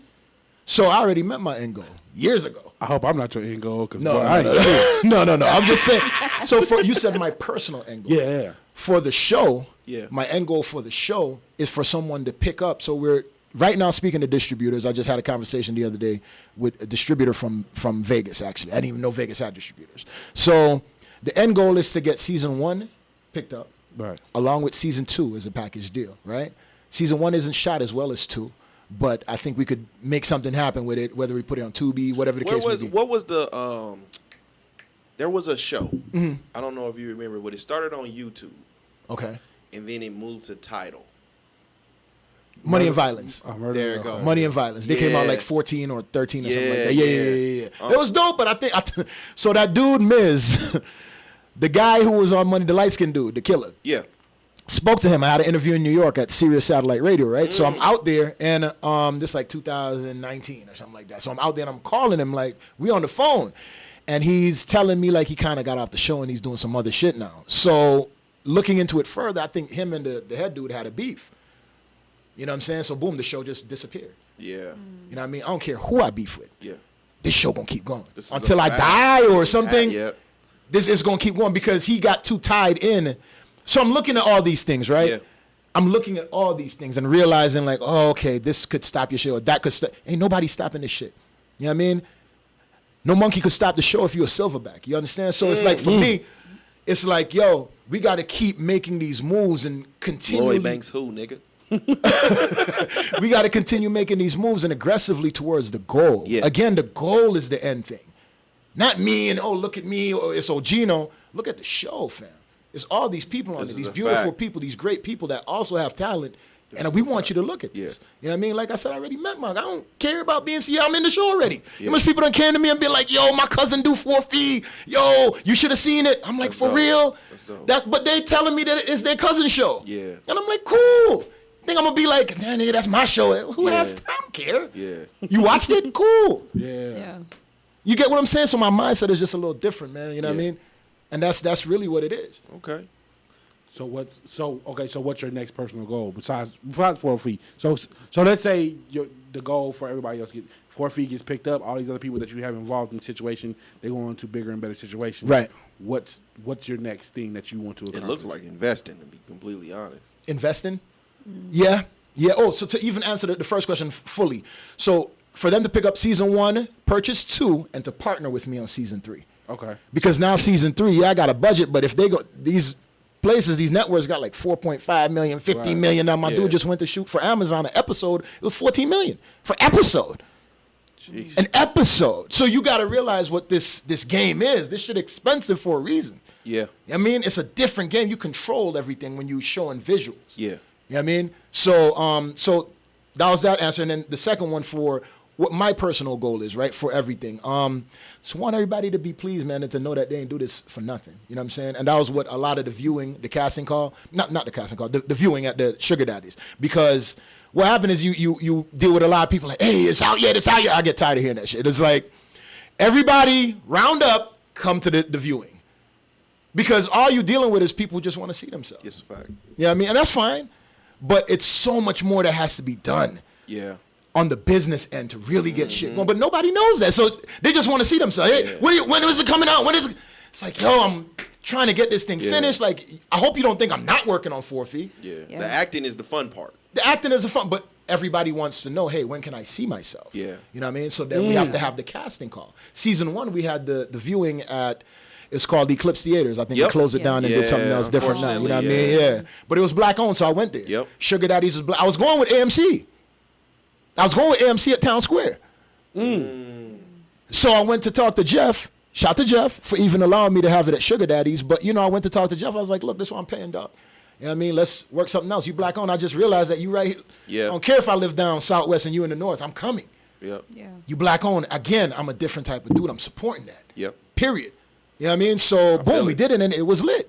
It was lit. So, I think that was a good look for the community, period, because now I brought business to his shit. This is, yeah. You know what I mean? Barter system, baby. Exactly. Yeah. So Pooling your it all worked resources. out. Yeah. Yeah. Yeah. You gotta pull your resources. Exactly. Exactly. You know? So what you have in prior experience is the storyline same, or did did you learn, like, what you going to film school, what you have in prior experience? Like, did you do something different with the storyline, or as far as the characters go? Like, how did that go? So, season 2 is more of a film vibe, right? A film look. Better quality, different cameras. You know, you have to invest. Like I told you, we shot with like the Sony, the big Sony, the FS7. I want to get the FX6. Now it just came out like a month or two ago, but these cameras is like $7,500, 10 bands. So they are. You know, but looking, yes, they are. But looking even at the red cameras, I see a lot of people shoot with the red cameras, but a lot of these other cameras are better than the reds. If you don't know how to use the red, you out of here. You know what I'm saying? It's just going to look like whatever. But I feel like I'm comfortable because I'm looking for cameras that Netflix is going to accept and, you know, the big boy shit. And so they have a list of cameras that they accept on Netflix or whatever the case. That's crazy. That was one of the reasons. That was actually one of the reasons that I got one. That one. You got one? I was just going to say. Film. Yeah. It's it's full frame, right? Yeah. Full frame? Yes. Yeah. It's a whole different game, bro. It's not. That is a $2,000. Yeah. It's over 2,000. That's an older joint. Yeah. That's an older joint. Right. So when we started looking into it, I was like, God. They got the pocket one right now, the right? pocket one Yeah, is they the have new a one. smaller one. Yeah. But same shit, like, you know what I'm saying? Yeah, it's not, you're not losing it's too smaller. much. That with motherfucker's this. heavy. You gotta have some shit to harness it on and all that. Yeah. But I didn't, even when it comes down to the you know, when we get down to the X's and O's, even when you start talking about the editing software, like, you know what I'm saying? Premiere? Niggas get so used to iMovie, and the editing software for that is like this $300. See what I'm saying? I got the Premiere suite, or not Premiere, the Adobe suite. You so the Adobe, I gotta pay every month. You pay a nice little every month. Yes. So it's like all these things. Hacker Homeboys? If I have what? You got no Hacker Homeboys? Hacker Homeboy, nah. Because what happens now with Premiere? So we had that on season 1, and let's get a hack version of Premiere. Yeah. And it's just not the same, dog. Like Premiere moves so quickly, and you have so much access to so many different things with Premiere, the color correction, all these things that you have no idea about. So color grading is a big deal. Color correction and then color grading. Okay. So you got color correction that's, you get it to the color. So you color everything. Wifey's light brown, you're a little darker brown, you're dark, and I'm dark. So you color grade it, or you color correct to what we look like. But then color grading is putting on the film woo-wop on it. Okay. You know what I'm saying? So that dark type of vibe, kind of grainy, look, you know what I'm saying? That's color grading. Okay. But then you have different programs. You have Premiere you could do it on. You have DaVinci. You have all kind of things. DaVinci. Okay. DaVinci Resolve. Yeah. So that stuff is expensive, dog. Some things you can't use, like full frame cameras. A lot of them you can't necessarily just use Premiere. You might have to buy the DaVinci. Yes. Yeah. You know. So it just depends on what you're doing. So when I told you, what it means is, I can't just use any editing software for that. Mm. You have to get a certain program. These programs is just fucking. It's expensive. Super expensive. Yeah. Super expensive. The lens alone. The lens. Oh, there's lenses that are $350, $3,500, $6,000. $650? Yeah. Like when you get the camera, you're like, oh shit, I'm in the game. We got this nice no, camera. That's just the body love. That's just the body. And that's something that you learned along the way. Right, you know what I mean? Like when we first got the camera, we're like, okay, and then we're like, oh shit, we need a lens. Well, the lens is another $600 on top of what we already I thought when I took the top off, the lens was gonna be Nope. So season 1, I had my guy come in and he was filming with his camera, right? Yeah. But then I realized, like, can't rely on anybody. It's a fact. Exactly. You can't rely on anybody because then you realize that you start to put everything on that. Like if this person doesn't show up, that's the film for the day. That's it. Yeah. You know, that's it. And even if you think you have people that's rocking with you, sometimes it just don't work out like that. I'm dealing with 150 people, dog. Sometimes people just don't show up. Just don't show up. It's just that day. Yeah. You know? Oh, no. Oh, good heavens. So, oh, Heavenly Father. I didn't say nothing, though. You didn't say nothing? Okay. I didn't say nothing. So, sometimes people don't show up, and I'm sure you guys are familiar with this, right? And then you can't depend on somebody to be fully invested in your vision because they have their own things going on as well. Right. And then it also starts adding up. Like, those the amount that you're paying per episode for somebody to just come on and turn on the camera. It's like, okay, it would make more sense for me to go and purchase a camera and just sit it up there and do it myself. Instead of having him bring his camera, right? Exactly. Right. And then you also, and then you also take it, you know, the one thing I did was I took it for granted, putting my work in other people's hands, because you feel like you do feel better. Like I want my work back immediately, right? And then you start working on it yourself, and then you're like, wait, this ain't as easy as I thought. Even just rendering it, like just uploading it, that can take like an some hour. time. Yes. Like, okay, so some of the episodes are like 35 minutes in season 2. Everything is 22 minutes and up because network is 22. Yeah. So I'm trying to aim for that. At least we could get on network. It's kind of like music. With the radio, it's 3:30. Well, it was 3:30, and now the songs is like 1:50. You know what I mean? Yeah. But in the day, it was 3:30. So now I have everything lined up for that amount of time. But when you render that shit and bounce it out, that's just like an hour and a half to bounce out. Yeah. So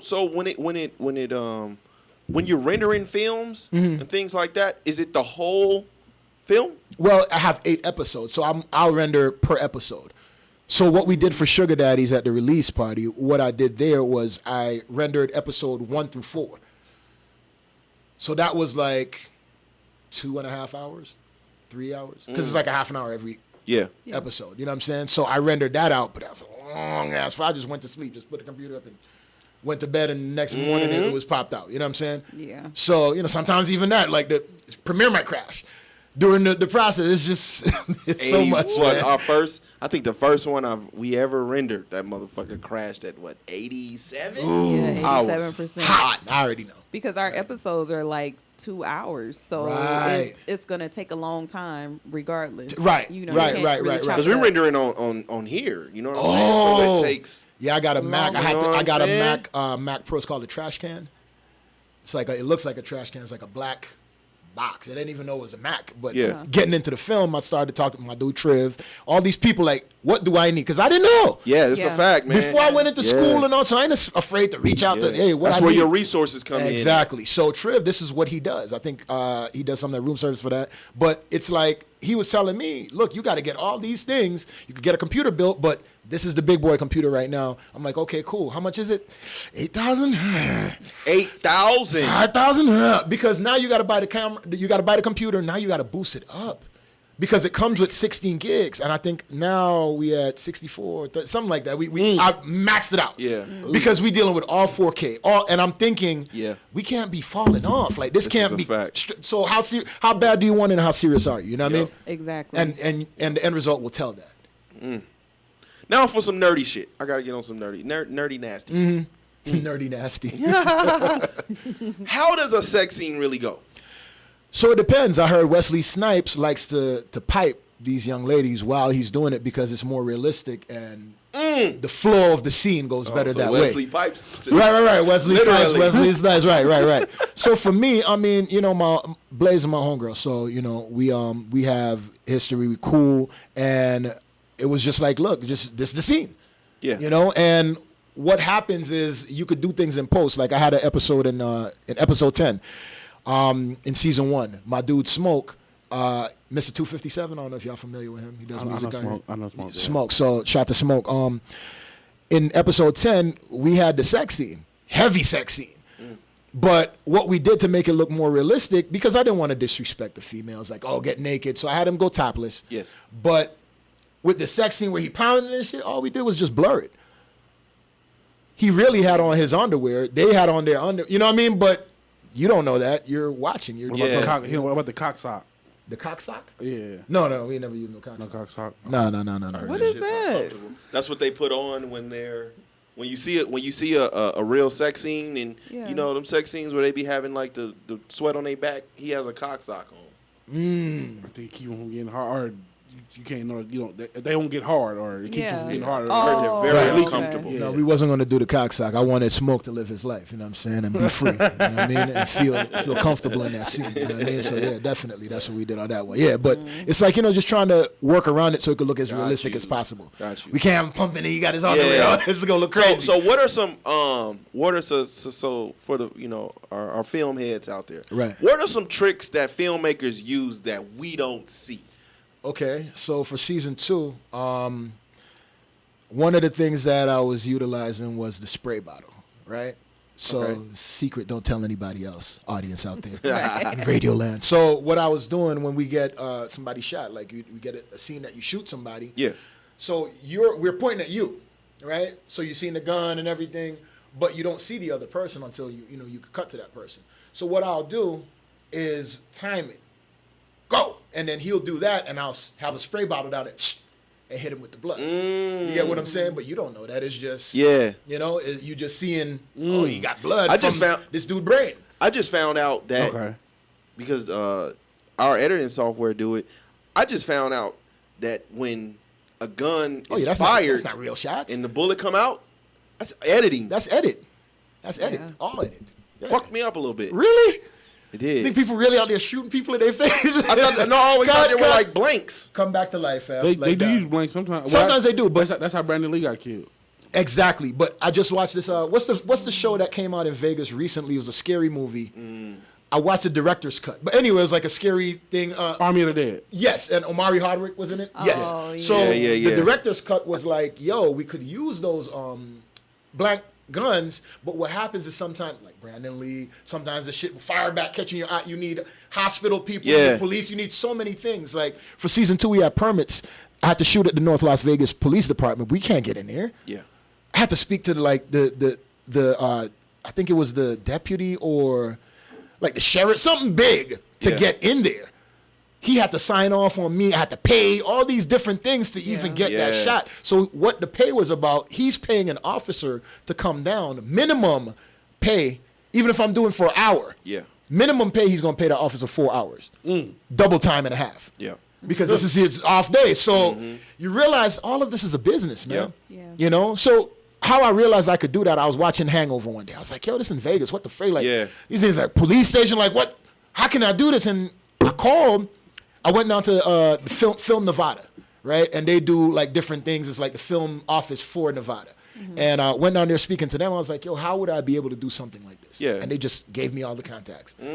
Called the people and got to connect. You know what I mean? Had to get a permit from the city of North Las Vegas, a business license, all that just to shoot that.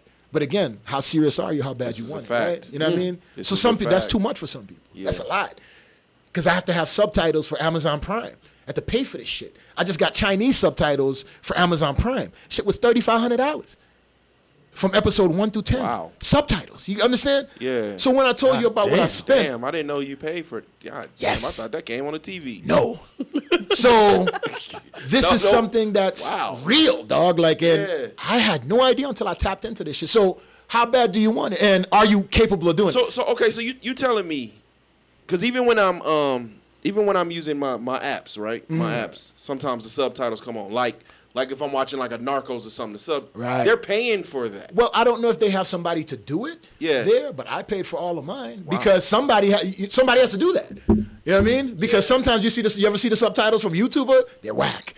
Yeah. So somebody got to go back in there, tighten it up, all that. So I just send it to this company, and it's like the cheapest company. Wow. $3,500, dog. Okay. You know what I'm saying? But how bad do you want it? My thing was I need to have this reach. Yeah. Japanese, we need to be in all these countries. How am I getting these thousands of hours viewed if I'm not putting it in position to do so? Right? Give us one more. What? One more. Oh, another trick. One more. Well, you said the gun one. That fucked me up. I did not. You didn't know that? That literally fucked because I never knew. And right. I knew about the Brandon Lee situation. Yeah. But I always thought that they were using blanks. I didn't know that you could actually edit this shit in. The pow and the gun and the bullet flying. Yeah. Even the shot sound. A lot of things are after effects. Yeah. You know what I'm saying? It's not necessarily what you do there. A lot of things are ADR as well. ADR is automated dialogue replacement. right? So if we're here and we're filming this, and say a plane fly over or whatever, you can't hear, we can't use that audio. Yeah. We have to now go in. Hey, look, you got to meet me at the office. The voiceovers and all that. That's a voiceover. That's what the ADR is. Okay. Automated dialogue replacement. So what happens is you go in there and now you got to time your shit, say it the right way. All this. I had shout out to Misfit. I had Misfit come and do hers. Few people came in and did their shit. You know what I'm saying? Misfit is in season 2. She cussed me out for season 1 because she wanted a bigger part. You know what I mean? I ain't do it right in season 1. Shout to Fit. So she's in season 2 heavy. And man, you know, it just has to be serious, dog. Like I said, how bad you want it. But all these things are necessary. You know, he gave her the the one nigga in Jimmy Bones. Nigga had one line. Jimmy Bones, is that you? I ain't gonna talk about that on the mic. I'll talk about that after. Okay. So yeah, man, that's pretty much a lot of the things that go on, because when you put it in, you're not really able to tell unless you like really listen. Yeah. You know, it's kind of like the Chinese movie. Something go off, like it's not on point. You'll be able to tell. You know, but a lot of times with the ADR is pretty on point. So, far shots with the scenes, you might want a lapel, you know. So because a lot of times I'm watching TV, I'm like, how do you get that sound? Yeah. You know, I used to be like that, but now I'm familiar. So you will have a lapel. So if you have a lapel, you might not need none of the mics, but you guys need mics because this is going live, right? Yeah. So if you're doing something that you're recording outside, if you have a lapel that you tuck in and nobody's able to see, it catches all your dialogue. It catches all your audio. You see what I'm saying? We got one. Okay. Kind And of like some people double mic. Like Some people double mic, so if the boom doesn't catch it and you had that plane going over, maybe the lapel caught it. Because it's closer, it's not as, you know, it's not out here in the environment to catch all this noise out here. You know what I mean? So it's different things that you could do sound wise to get that perfect sound, you know? Shit, or at least try. But it's so deep, dog. It's I'm a nerd for shit like this, man. You know what I'm saying? Right. I'm loving it, man. Yeah. How much for every hour of filming, how much hour of editing do you have to do? Man, I pay the editor. Oh, you're not hands-on. So what I try to do is do what I'm good at. Okay. You know? I try not to jump in anybody else's lane, you know. So we have the casting directors, you know. So I could just go in, see the actors come in, and the casting director deals with them, escorts them out, and after we could write on our notes who I decide. And it also gives you the freedom to work on your craft. Right. True. Because, well, why I do that is because it's separation, right? Because once people figure out, like, oh, he's the dude for, okay. Hey, OG, you know, like, you're going to give me your number. I don't like none of that. Like, you know, I don't really know these people. If they're coming on, if it's somebody I know, cool. But some people just want to get in your circle for different reasons. You know what I'm saying? Absolutely. And I'm trying to have that separation. Yeah. If you're really not bringing anything to the table, if we really we ain't have good conversation, no, none of that. I hate to waste time. Okay. You know what I'm saying? And people will come and waste your time. Facts. People will come and waste all your time. That sounds, I don't know. For me, it sounds backwards to me, because like for you to want as much control over your project as you have, I think that's where the most, from what I know of filming, that's where the most power comes in, is the editing, like making sure the shots look the way you want them to. Oh yeah, I still do that. I still do that. But what happens is, so I'm working with the editor, so especially with the COVID, right? So he's back and forth with me on whether it be Zoom or we having Zoom calls or on a Dropbox. He's sending me this footage all the time. So every time he sends me an episode, I send him back, look, that cut is too long. We taking too long to do that one. We need to bring in the drone shot here, because I know everything that he has. Yeah. So now I'm able to direct still, but I'm not. Yeah. You know what I'm saying? Okay, yeah. So I'm still, making the decision, but I'm not hands-on with it. You know what I mean? Right. No. I don't mean like hands-on, like actually like you're the one pushing the buttons or whatever, but like in the room as he's cutting and as he's pasting. I wait for him to just send it to me, because sometimes that could be tedious. And it's, even though tedious, it will make you be like, every step of the way, I don't like that. So it's kind of like, just send it back to me. Okay. And I take myself out of that mode, because I could be here being too meticulous. Okay. Too tedious with the editor. Yeah. And sometimes people ain't gonna like that, but that's how it goes. So I figured, let me just let him send it, and then I could pick it apart after that, after he did the base of it. Yeah. And I'm not changing everything. It's just certain little things. It's Gosh. still a story. You know, it's still what we film, so I know what he has. But do a close up here, zoom here. I don't like those automatic zooms that you have or whatever it is. You know what I mean? And he kicks it back and okay, cool. We like that. Okay, got you. All right, man. Shit, man. I'm trying to think, man. And we got to score it. I have to. Okay, Hold on. go ahead. Because you're a filmmaker, so you have inspiration. Right. Someone inspires you. No? Not really, dog. Really? Not really. Like, I can't even be like, oh, I was looking at John Singleton and I couldn't wait. Or Ice Cube and I couldn't wait. I was doing music, bro. I was doing music. I hit my dog like, Smoke, hey, look, I want to do this. He's like, I'm doing something with my dog Caddy. Right? That's what he told me at the time. Shout to Caddy, too, because he is season 2. So my whole thing is like, okay. Is he? Yeah, because I'm like this. Y'all doing that shit. Okay, y'all ain't doing it. You know what I'm saying? The only people he missing is us. It sound like it. It sound like we don't know what's missing. So it'd be like the little niggas in Transformers. So they were doing something, but they didn't finish. They didn't complete it. So I was like, yo, well, this shit moving now. Yeah. Jump over here, cat. Like, you know, Smoke already in it, so it's all good. You know what I mean? I know y'all was doing y'all thing, but hey, jump over here and do this. Yeah. You know? So that's what happened, man. Okay. Yeah. I have a question that's not about filmmaking. Go ahead. You could ask me anything. Anything. Back to the Caribbean men. Okay. From my understanding, Caribbean men don't eat pussy. That's Jamaica. I knew that one was coming. That's I thought false. I heard that was Jamaica. He said that's fact. You ain't eating That's pussy? false. Oh, false? False. False. That is false. That is false. So it's just all Caribbean men. That's the thing. I don't know about all Caribbean men. I'm not in the bedroom with them, but it's false that Caribbean men don't eat pussy. I mean, you know, some of those guys do that and then eat pussy in the background. I remember they called this dude these dreads. So in the islands, right, like dreads is like a religion. So early 90s, 2000, whatever the case may be, like you can't just be wearing dreads and you eating chicken and shit. People looking at you crazy. Yeah. They'll look at you crazy in the islands like, you eating chicken? Like it's a whole religion. You can't eat chicken with dreads? But the Rastafarian Rasta thing is came different, from bro. natural vibes and all that. So the locks to Americans is just like style. Yeah. That's why I said the you know, Americanized people. Right. They look at freeform locks Right. as kind of like disgusting. Like unkept. Right. And, Right. That's Rasta. That's You know how they custom. form locks in the islands? So if you got an afro, there's a tree in the islands, it's like aloe. Okay. Aloe vera, and it's another tree just like that called cassie. So what they do, they put it, so they'll cut out the aloe, the jelly inside, dump it all in here, tie it up, squeeze all that shit out in a bucket. And that's what you call your lick. Lick is kind of like your shampoo. You know what I mean? That's what you get from that, the juice. So you go to the beach, you put it in your hair, your afro, you go into the beach water, and I don't know if you ever seen them pictures of them rastas with the lock. That's what you call a shakeout. And that's how your locks form. No beeswax, no nothing. You go, and your afros just start twisting. You leave it, you go home. You come back the next weekend or maybe the next day if you want, you know, how bad you want to get your locks in that form, but that's how you form your locks. We don't do beeswax and go to the hairdresser and all This that. shit right here, they don't do that. Yeah, no. Don't shape up. No, none of that. But I mean, I'm accustomed to it now, obviously. But I'm just saying the original, way, it was just a different way. So they just put the stuff in their hair and they just push them and shake it. Yeah. And some people locks look fire like that. They look fire. It's just how you keep it. That's free you can still bust your locks down, and because some people do that and they like it matted, the big matte one. So you could, you bust them down, but that's the natural way. So freeform ain't no joke, man. Yeah. We call it freeform.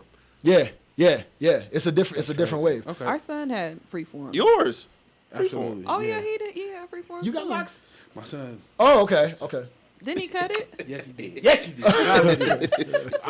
Why can't you eat chicken if you got locks, though? I don't understand. It's a part of the religion, man. If you look at, go back and look at number 6 in the Bible. You know what I mean? You're not supposed to touch a woman on her period. It's called the Nazarite vow. Yes. Even if you look up that on your Google, I'm sure you can find it. The Nazarite vow. And that's what the Rastas come from. It's Selassie Allah. You know what I mean? Like, that's what everything is based on. So they look at Selassie as kind of like the king, the god. Because he was the last person to sit on the throne of, I think it's King Solomon or David. So he was on that lineage. And it said the next person to sit on this throne will be king, right? So this is what the Rastas, they didn't get it from nowhere. Okay. believe this for a reason, but they just think that it's Selassie, and that was the Emperor of Ethiopia. Right. Nipsey's on that lineage, you know what I mean? All that. But we knew that in the island, that's what we grew up on. So it's like people just figuring this out, like, y'all don't know y'all history, it's a black man. You know what I mean? Running this shit, and we don't know. And that's what the difference with American stuff versus the Caribbean. We tapped into all of that. I've been vegetarian for 20 years, 15 years. You know what I mean? Since junior high school, maybe. So it's like now I'm seeing everybody vegetarian, everybody, this the wave now. But I've been doing this for all my life pretty much. That's a Rastafarian thing? Not really, but that was an influence. Okay. You know what I'm saying? So I can't say I'm a Rasta, you know what I mean? They have a song, I think it's this reggae group, they say you don't have to dread to be Rasta. It could be in your mind. It's your mindset. You know what I mean? You don't have to have locks to be Rasta, basically. But no, I'm not a Rasta. But it influenced it for sure. Because now Bob Marley, the Rasta religion, doesn't believe in doctors and medicine and all. I still don't take pills. Something wrong with me, I just drink water, you know. What about toothache? You don't take no? I have my 2-tooth pull. I ain't take nothing. Top and bottom. You're a different kind of nigga, man. A different kind of brother. That's okay. That's okay. You know what I mean? He said a different type. Well, of brother. even you know, you bringing up Bob. Bob didn't. That's how he passed. He didn't go. Remember, Bob was playing soccer, broke his leg. Not broke his leg, broke his toe. Didn't go to the doctor. Developed gangrene. People talking about he died from smoking. No, developed gangrene, and at that time it just grew into cancer or something and then killed him. He had to cut off his foot and all. That's what happened back then. So it wasn't about he's smoking. You know, people tell you all kind of bullshit. Oh, you're smoking, that's why look, Bob had all these kids. If we gonna do all this stuff to you, he's the poster boy for smoking. That's a fact. Yeah, like 12 kids, 9 kids. Yeah.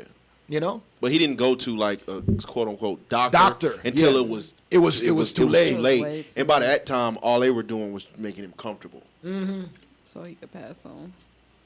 Okay. Exactly. So yeah, that's pretty much what it is. But check out that Nazarene vow, man, or that Nazarite vow. That's a big deal. And a lot of people in the Caribbean follow that. Like, you can't go to funerals, otherwise you have to cut your locks. Like, it's deep. It's deep. You gotta, and this is in the Bible. This is in the Bible. Yeah. And part of that is not eating pussy? No, I don't know about the pussy part. But you shouldn't touch a woman for 7 days because she's unclean when she has a period. So that it says that. But if you go into a funeral, you have to cut your locks. Yeah, if you go and see a dead body. You know what I mean? You should not mar your beard, shave or mar, otherwise you got to cut your locks. All this shit is in the Nazarite vow. Like I told you, this is a religion for the rest of us. It's not a style, so it's different. You know? It's different. Okay. Yeah, it gets deep, man. It really does. Right. But like I told you, all that stuff is in the good book.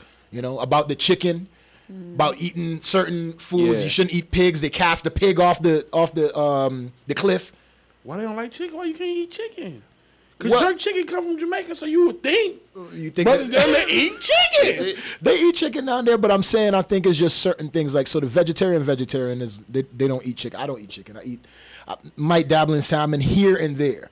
You know? Oh, so here you and eat there. the buffalo cauliflower wings. Yes, I have. Okay. Yes. Fire. They're fire. They really are good. They're fire. People don't, you know, there's this place, what is it? Big Wing or Wing King. And they do veggie wings up there. The first time I had that, they do Jamaican jerk chicken is up by like Durango. Oh no, I think you're talking about the one by the meadow, by Western. It's like no. It's like Durango and something. It's up by like a Home Depot up there. Yeah. I've seen it before. You know what I'm talking about, Wing King? Yeah, but they got some it's fire. It's like 215, isn't it? Yeah, something like that. And they got like 100 sauces. We went to is it Veggie Nation? Veggie Nation is cool. Ooh, their food is very good. Veggie Nation is cool. Wings. Yes. But people look at it like, oh, that's whack. No, but you gotta. You gotta I try tried it. them before, and it was like, it was decent. Where'd you get it from? Because it was like a bar on like. That's why. Yeah. Is this a random bar? This nigga going to PTs for cauliflower? I didn't order it. I was with somebody and she ordered it. Okay. Yeah, no, you gotta. You can't go to PTs for that. What? Right. Like Facts. if you're transitioning, I would absolutely recommend going to Veggie Nation because Right, their right, food right, right. is amazing. Like It is. You wouldn't miss it at all. See, And there's a bunch of veggie places popping up left and right now. You Yeah. know what I mean? So, you know, it's easier for you to do I think that. the thing for me is we went vegetarian for. We went vegan actually. Really? For, We for like went a vegan month. for about 90 days, 3 months. Yeah. Did you lose 3 weight? months strong. Absolutely, it was the best I ever felt. Right. Free. Yeah, energy, It was I'm the sure. best I ever felt. Right. His Right. muscle mass And- was different, like Right. everything. Right. I ended up going to Buffalo Wild Wings. Oh, no. Oh, no. Fell all the way. Oh, no. He didn't eat before he went. Oh, no. It was for a meeting. It was for a meeting, so it was like I'm on some social shit. Right. That's when I decided to break it. It was like 90 days. Right. That's cool though. That's cool though. You tried it. I swelled up. I didn't even go to work the next day. My feet, my hands. Word? I didn't even go to work the next day. I swelled up, and it scared the everything. shit out of me. Wow. I was hurting. See? Scared the shit out of me. So I was like, the next time I do it, I had to be serious. I'll be done with the meat, because when you don't put the meat in your body, you feeling amazing. Right. But when you intake it again, it's a different vibe. Feel it. It's you a different feel it vibe. immediately. Yeah, for sure. Because now your body's processing all of that, man. And I think a lot of reasons why we get this cancer and all these things, because we're not made to. We don't have friggin' teeth like the tiger and all that shit. Right. We got tree teeth, grass teeth type stuff. So I'm not saying, hey, let's eat grass and salad all day, but you can't eat all those heavy things, because what happens, it goes into your stomach, and sometimes you don't get to get that out. Yeah. It's sitting in your belly. Yeah. Boom. This guy got cancer. This guy got how are these people getting this cancer from what? It's what we eating, dog. Yeah. So it really is. So you on like the Impossible Whoppers and all that? I eat it here and there. Yeah. I eat it here and there. You know what I'm saying? I heard you can't really tell the difference. You No, can, that is but a- I've been eating veggie burgers and veggie stuff since like 2001. You know, Burger King has a great. It's That's the fire. Impossible That's what one. he's talking No, about. Yeah. That's what he's No. talking about. They have a veggie burger, not the Impossible. Oh, They got the I used to veggie eat burger. that back in the day before Yeah. people started having Yeah. this Impossible thing, because nobody really had Carl's no veggie Jr. nothing. has the best though. Nah, I have. So one day I went home and I did a taste challenge with the Burger King and the Carl's Jr. The Impossible Whopper from Burger King, fire. It is. Fire. not gonna The lie. Carl's Jr. one is cool, but it wasn't as fire as the Burger King one. I ain't gonna front. You know what I mean? Burger King 4 fees looking for sponsorship. So yeah, it's really crazy, man. Like how, no, for real. Like the Burger King shit was dope, you know. But I don't know, the Carl's Jr. It was good. When you had a Burger King, it was like, okay, this is really it. You know what I mean? Yeah. Are you tapped in with the Las Vegas Film Festival? I try to be, but it's like I look at a lot of the things, and don't get me wrong, I kind of am tapped in, but I look to see what happens with these people. Do they get to put people on? Is somebody getting a deal from these things? Yeah. Again, I don't like to waste time. This is a fact. You know what I'm saying? You know what I mean? Yeah, I understand. Everything for purpose, and that's cool. You know what I mean? Take the bullets for you. That's fine. You know what I mean? So my whole thing is like I looked at it, but I haven't jumped in and tapped in with them yet. I want to. It's almost like what happens after. What happens after that? We're just showing up to be like, hey, I'm good. Look at me, and then I'm not a look at me type dude. You know what I'm saying? What about like Sundance? I'm for that, because now with Sundance you could put that on your film, and they could take it to another level, because what happens is entry on Sundance Film Festival shows up on the beginning of your thing. Now you can put that. That's a blue check mark, damn near. Pretty It's much. equivalent. Yeah, pretty You see what I'm much. saying? Pretty much. So I'm with Sundance for sure. Have you tried to submit something before? No, not yet. Well, season 2, we could try something like that, but I'm trying to see what these distributors talking about first. Okay. You know, so the other day I had a meeting with this guy, man, and he's telling me the different things that we could do with season 2. He's like, yeah, BET Plus is here. You have Netflix. We have a relationship with them, and just different things we talking about. Yeah, it's love, but it's like, you know, we want to make sure that we're making the right moves. Like I said, the thing that I want, 1 and 2, and partner with me on 3, right? I own this, so I don't have to, what, Netflix here? Nah, it's like, what makes sense, man? Yeah. And what am I trying to do? So from a growth standpoint, right? You got season 1 and season 2 in the bag, right? What, without giving your shit away, right? What have you learned that you'll do differently for season 3? Season 3, I would probably like to get somebody who's either able to direct, because I'm having to direct and act. You know what I'm saying? So right after I'm done, I'm like, cut. After I do my line, you know what I mean? But because sometimes I have a producer, but sometimes he's not around or whatever the case may be, so he can't take that directing role. So that's something I might try, you know, in season 3. But I think we pretty much got most of the things that we want. We want more camera footage. We want a budget that I don't have to spend my own bread. That's what I want for season 3. Yeah, and that's the goal. So for season 2, you didn't use Willie and Cadillac. Well, Willie, no, I didn't. Willie, I think Willie sat out on season because he had gotten injured. No, we did not use Cadillac. Gotcha. Ask him about that. Gotcha. He's so ugly. Get into whatever you want to get into. No, they're listed as directors on the season 1, so I'm like, okay, I know these people. Right. Yeah, I just he was supposed to be director, but I think a lot of the times that, again, with the vision, you know what I'm saying, we had the same vision. I just leave it. Also, when you talking about the people not having the same vision, you getting all women on your team, you was talking about Cadillac.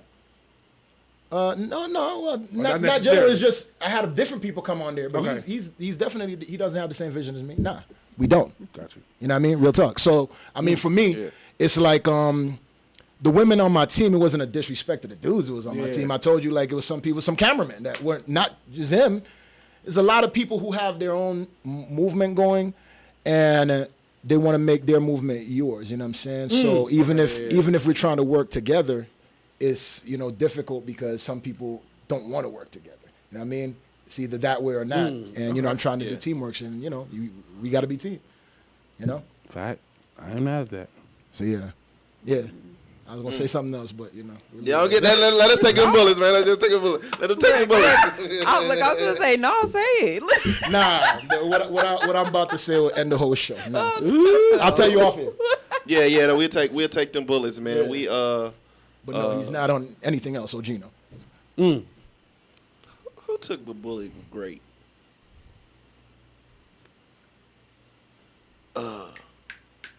Shame. He took a great bullet. James? No, what was the dude? Wayman on Shane. Low down dirty Shane. Performance in a nightclub. Wayman. Shout to Will though. Shout to Will. Like I said, he didn't go out on the bullshit. It was just I think he got it at the time. You know what I mean? Okay. But without Will, I wouldn't have season 1 edited and all that. You know what I mean? Yeah. So I always, regardless of what, I salute Will all the time. You know what I mean? Yeah. Okay. Now let me ask you. What's up? Because you're familiar with all this, and I always come from a place of education. Right. What would you do different in here? In here, in like our environment. So you come in your setup? No, what would you do different? I like what y'all got going. Maybe add another camera for a different angle. What y'all got going on. I like what y'all got going on. I checked out a page. You know what I'm saying? The only thing I was just getting a different camera. So you have different angles, and you don't have to pay somebody to come in here and do all this shit. So when you go and you edit up the footage, cut, throw it out. Now it's not just one angle. You know what I'm saying? Got you. That's the only thing I would say. I love what y'all doing, man. This for the city. You know what I mean? Absolutely. Because it's my mindset. Yeah. We trying to bring the city and put on the city. Yeah. I think, man, we've been. You know what I'm saying? We've been doing this. For so long, man. But we're not. Shit, we've been doing this for about 3 years now. 3+ years. But we really now just starting to get into, the camera shit and really putting shit out there so y'all can see, see what we got. We can get ignorant and shit. We can get on some serious shit. Right. Now, the feedback that we're getting from it has been crazy, man. This is so dope, now man. This is dope, dog. Now we moving, man. Because I don't. Niggas ain't fucking with us, man. Right. Nah, this is dope, We just gonna put this out here, but man, I thoroughly enjoyed this, man. Just on some nerdy shit, man. I'm just, we kind of like we nerds at heart, man. So salute. It took us. Well, we brought up a lens and got into some, right, just like that, man. Before we even got on the mic. So, Ivan, you got anything before we? Nah, man. Just keep doing your shit, man. Any representation we can get for the city, I appreciate, man. Right. Like I said, we had a conversation yesterday, and brother had us feeling bad, but I know that there are people like yourself, like ourselves, who are actually trying to put Vegas in a good light. You know what I mean? And it's important, man, because people don't know about Vegas like that. The inner of Vegas, and that's important that we kind of showcase that to the audience. Yes, you know what I'm saying? Absolutely. And you have to do that with a team that's willing to. I mean, I know you holler at your boy. Well, I think he got a film. It's supposed to be coming out. I don't know. Do he? Yeah, I don't know. So I haven't seen it come out. I mean, Blue Angel told me about, rest in peace, Blue Angel. Before he passed, he told me that he working on a film with dude, but I ain't see it, so I don't know. Whatever. But yeah, so we got another Housewives of Doolittle coming. Oh no. Anything but that. Doolittle Housewives. Anything but that.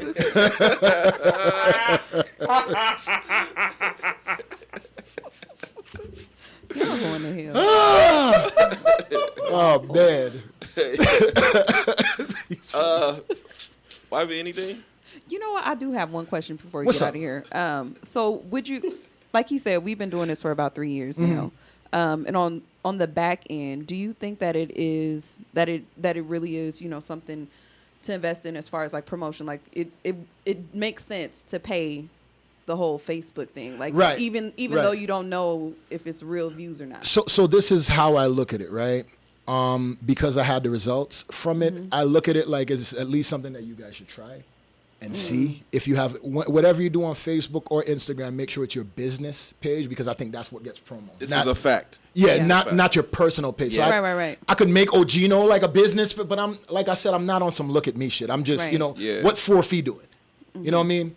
Follow 4F movie right now. On Absolutely, IG. follow. 4F is a business. We're doing it on business, so they're going to promote the business because they're trying to get money, but they don't want you to promote because you're wearing a red shirt today. You know what I'm saying? Yeah. So it's kind of like you have to have a business. So all the podcasts and stuff, and what they don't promote is things with like cursing.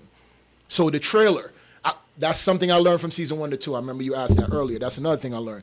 The trailer couldn't have nudity, can't have cursing, can't have killing, any violent, because they're not going to promote it. Yeah. Okay. You know what I'm saying? Okay. They're not going to promote it. So you have to put something together that is almost not PG. I'm gonna show you the trailer after we get off and everything for season 2. Okay. But they don't have to be PG, but it has to be at a certain level that it's like it's clean enough that they could sign off on it and promo, because you see when you do promos they'll be like reviewing ad. They'll review your ad and then after a while, maybe an hour or two, I don't know who looks at it, if it even is looked at by an individual or some kind of sound bar, scan bar, I don't know, but then they'll say promotion granted or promotion is ready and running.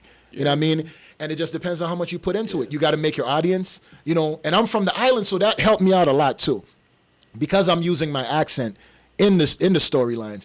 People from home are sharing this left and right, and it's going all over the Caribbean. The Caribbean link is the best link to have for me, because people tell me all the time this reminds them of Shatas and Belly.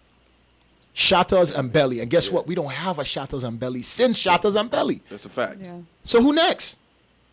Why not us? Exactly. I think Belly needs to stay where it's at. Belly too was hard, but I don't know what I don't know what happened there. But bless their dear heart for trying. But I think that Belly wasn't too far from it. so I think, but it's like a cult classic though. Yeah, I don't know why. And everybody feels like they hear an accent. I'm not from Jamaica. Yeah. But that's what they garner when they it's an accent. It's a Caribbean guy. Yeah. He from Jamaica. Oh, Shatas Belly. That's what they get. Yeah, from. I haven't mean, seen Shatas. I tried. You seen Shatas? Yeah, I did try Belly, and what I'm saying, peace to X, man. But I really ain't trying to see no X movie unless there's an Asian cop in it. I ain't gonna lie. You know what I'm saying? Jeez. Jet Li got to be in that motherfucker, man. If Jet Li ain't in a DMX movie, skip. Did he do it with Steven Seagal? Skip. That's hilarious. That is hilarious. Y'all not gonna disrespect Steven Seagal. He said Steven Seagal. Skip. No, it take Vinci to talk about Steven Seagal. Right, it's that guy. Hey, oh man. my God. Hey, Skip. I miss Steph Curry put up. Skip. Oh my God. Yeah, I really got tried it. Nas, you know what I'm saying? That's my favorite rapper ever. That's Oh, word? Yes, absolutely. Okay, yeah, that's yeah, the yeah. GOAT. But the investing in rapping. Right. Stick to that. That's his ministry. Yeah, but it's like, dog, like I feel like it's really a money pit, because I honestly think like even people I was doing music with at the time, they're still doing music. Yeah. What have you gotten from that? And I'm not dissing anybody. Yeah. But I'm just saying, what have we gotten from this? Because I realized like a while back, like what the frick am I doing? There's no music. Yeah. There's no money in music. Right. Hip hop and R&B specifically. Right. I see you know what? My guy Wes is out here doing this shit. Wes. He has a deal with TuneCore. I don't know if you're familiar with Wes. His name is spelled like Wes Sue. Yeah. But it's West like backwards. That's my guy. West backwards. Right. Yeah. So he has a deal he's doing like with TuneCore and all, but he's making his bread. But he's promoing, people actually digging his music on us because his features, whatever. I got a couple tracks with him that some of the highest played ones, which is good. Yeah. But I feel like unless you're doing something like that, and you got a return. Yeah. He posted one of his things the other day. He made like $2,500, $3,500, something like that. That's cool. Versus zero. Yeah. Absolutely. That you're paying to get on these shows. That's what the Vegas circuit is. It's been like that. Pay me $150 to get on this show. I don't pay you nothing. Yeah. What? Yeah, I was That's talking crazy. to. They trying to get their money back for the artists they brought. The main artists. Yeah. That's I was all talking it is. to Skinny yesterday, man. Right. And we were talking about these artists. I mean, put your bread I feel like, put your bread in what you really believe in. Right. Don't put your bread in no bullshit because you Right. think it's going to get you some views. Right. And these dudes be out here really be spending bread on music videos that What's going on with this? What do you think is going to... So I'm looking at everything from a different standpoint, right? I'm looking at it from the different standpoint. The same reason I started doing the film instead of the video. Yeah. Because after a while, dog, like I told you, this money is never ending. I got to pay for travel. I got to pay for the video. And it's no comeback. Yeah. I got a couple of shows and shit. I did a tour and... Yeah. But all the money I spent all these years, that ain't doing nothing. You know what I'm saying? So it's like, even if I could take it to the highest level of what I did, I don't think that paid me back. And I just feel like unless I could have something that I could tangibly say like, okay, well, this is working. This is actually working. We getting paid every month. Yeah. I could be afloat. It's $3,000 a month. Just whatever, even that. But a lot of these artists who got these big chains in it, they ain't even making no money. So is the filmmaking doing that for you? For me, I think this is a better look because now on Amazon Prime, I was able to get paid because now we it's a certain tier. It's a tier structure. Okay. And when you get to a certain tier, they pay you there. I didn't monetize YouTube because it was so many people's music in it, and I wasn't really doing it for the money. You know what I mean? Right, It was really to just get out the story Yeah. from Vegas and show people about the city. Right. So season 2 is where I'm trying to get the bag at. You know what I mean? Okay. Most of it was mostly an investment. You know what I'm saying? And now we talking to these people, these big distributors. The dude told me the other day, like, look, this distributing company could get you to these people who are going to give you $50,000 per episode. These people are going to give you $80,000. These people will give you $250,000. It depends on who you talk to and who you get in there with. So these are the conversations I'm having now. So was it a good investment or not? You know what I mean? Absolutely. So that's where we at with it. Well, all right, man. God damn. I What? could have This you was in here all good. day. I'm not even gonna lie to you. No, it's all good. I don't care what time we start. Y'all got the limit. You know what I mean? My parents out of town. I could stay out all night. Damn, I did have something I wanted to ask, but You can ask me whatever. I'm not like I'm ready to go. It's cool. If y'all show end at a Hey, certain that's time, I'm cool with appreciate. that Hey, too. nah, man, shit. We pulled a 3 hour yesterday. Okay, yeah, I don't care. I'm not doing. I came here. I blocked out tonight for Talk y'all. to me, Ivan. It's something, and every time I would get ready to ask it, we get into a different conversation. So it Right, keeps slipping right. my mind. No, we could talk all day for sure. Was it about pussy eating again? No, it wasn't. No, okay. Your beard growing, though. I don't know. Your beard look like it's growing. Have you been? Hey, Have you been? you know what I mean? Dabbling and Hey, you see it? okay. You see him? That's butt right there. Oh geez. No, Be careful. I'm not the You eater. back there? No, I'm not the eater. I'm the ED. Okay. Okay. You gotta be careful. I'm the eater. He said you gotta be careful. You gotta be Yeah, but careful. I'm the eater. You're right. You gotta be careful out here in these streets, man. It's Well, what dangerous. happened? Oh yeah. Oh, that's why you got to find one, man. He said he's the ED. You know what I mean? I'm the ED. I'm not an eater. So okay, let me ask y'all a question. Since we're talking about this, you have your wife, so I'm gonna ask this Oh, young gentleman man, shit, here. what? You know what I'm saying? So, how do you guys feel? We were discussing this earlier, right? We were talking about men who have the base issue of wanting another woman. That's the issue for cheating. I want some of your feedback as well, right?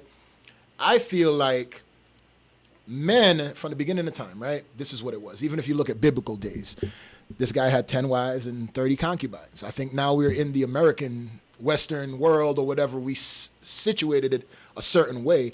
That's unnatural. That's my opinion, Yeah. right? Because it shouldn't be that hard to be faithful to one person.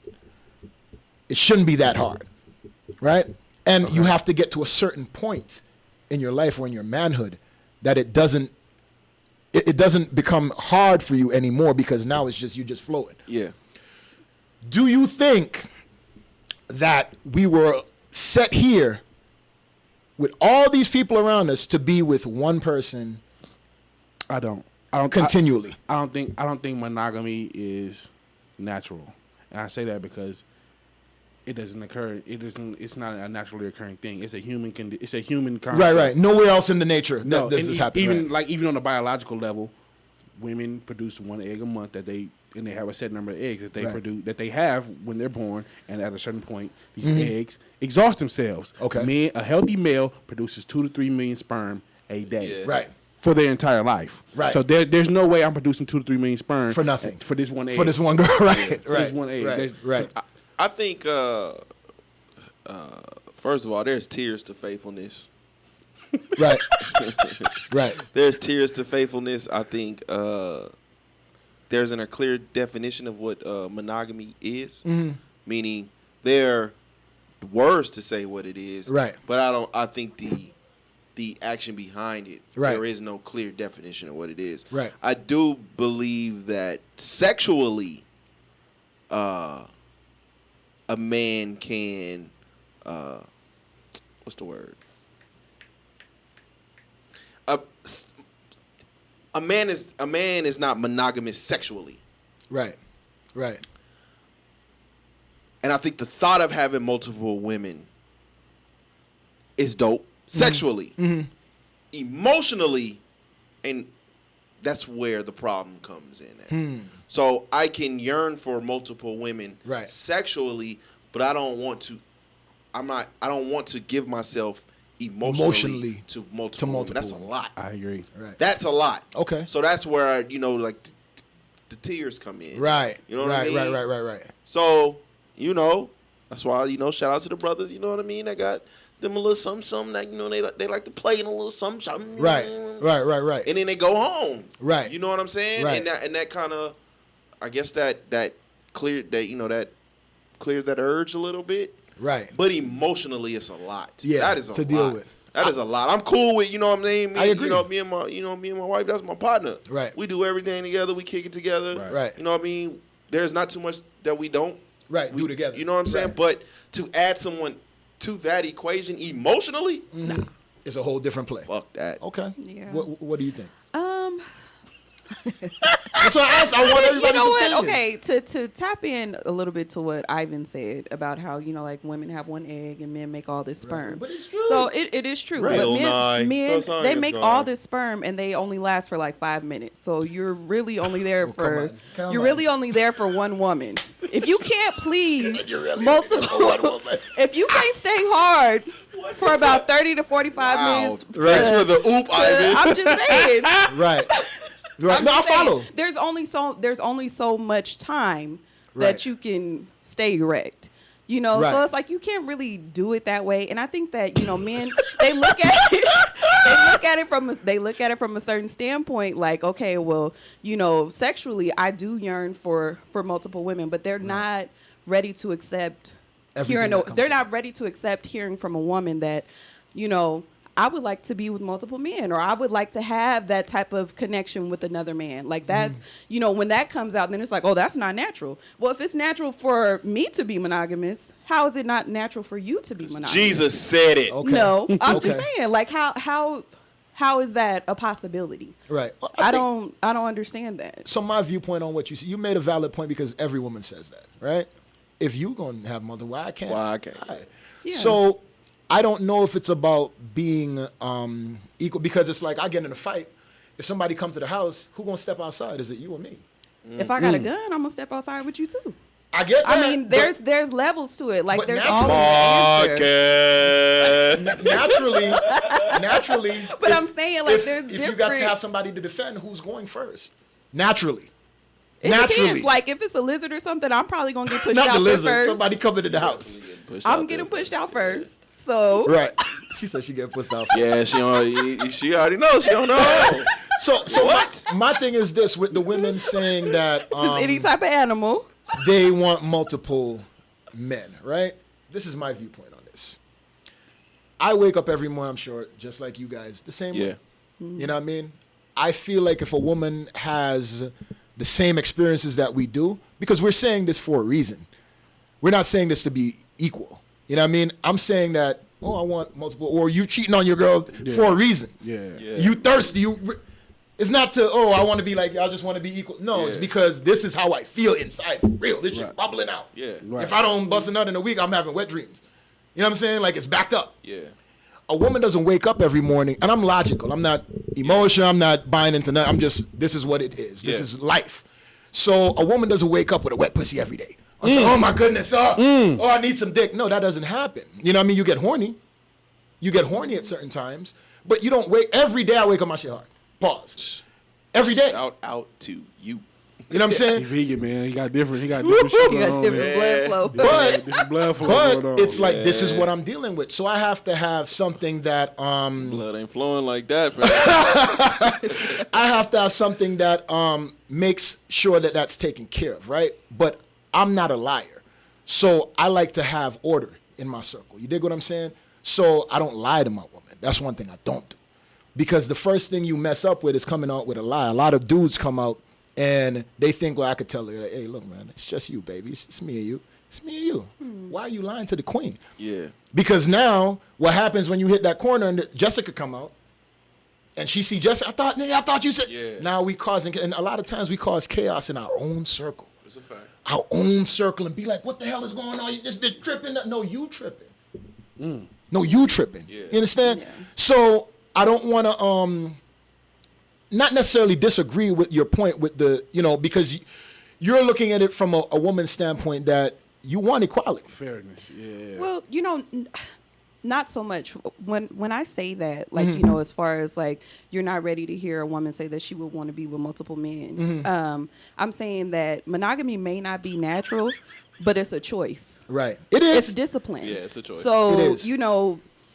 if I am disciplined enough to say I want to be with you for the rest of my life, and I don't want to have you out here looking crazy. I don't want to have you embarrassed. Right. I don't want to ever give somebody the.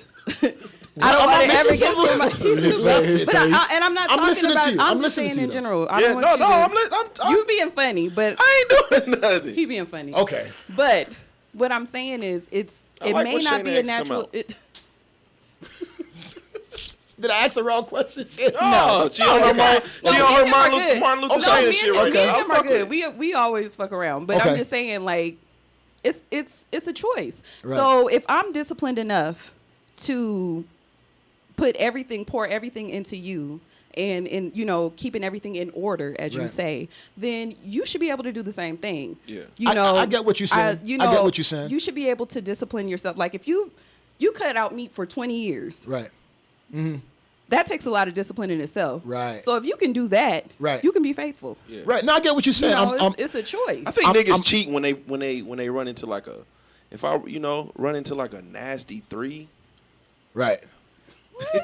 and I know she won't drop her standards for it. Right. Right. Oh, to bring her in. Right. You know what I'm saying? Because you're like, man, this bitch, what? Right. Right. I get that. I get that. Hey, she nasty. But most women don't have, like, especially in this day and age, they don't have a problem with bringing another woman into the bedroom with you. However,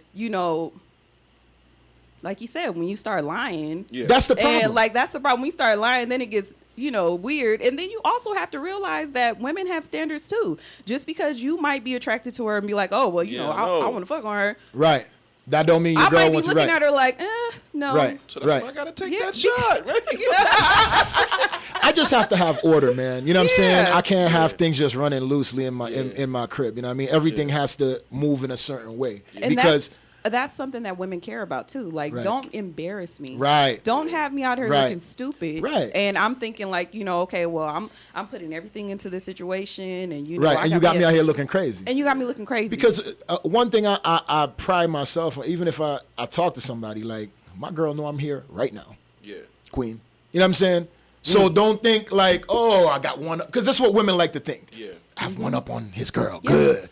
Nah, you'll never have one up on my girl. That's a fact. You know what I'm saying? Because I'm going to always keep it realistic. Yeah. You know what I'm saying? Hey, babe, this is a situation, whatever. But I'm going to always keep it trill. I'm never going to come home like, I don't know what happened. Or, nah, babe, before I leave, hey, this is what's going on. Yeah. You know what I'm saying? And when we out, it's like, look, this is my girl. Yeah. Period. Yeah. She's my girl for a reason because she listens. You know, much women probably on some, leave your girl. People told me that before. But guess what? My girl made me happy. You know what I'm saying? Exactly. My girl do what I need her to do. Yeah. Yeah. And we in motion.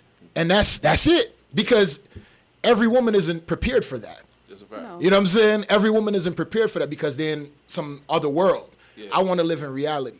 And that's my reality. This is really what it is. I know to myself that after a while, like, hey, you know what I'm saying? And I'm not going crazy. Yeah. It's always with love and respect we lead with. Obviously, you know what I mean? But with that love and respect comes, I don't want to cheat on you, love.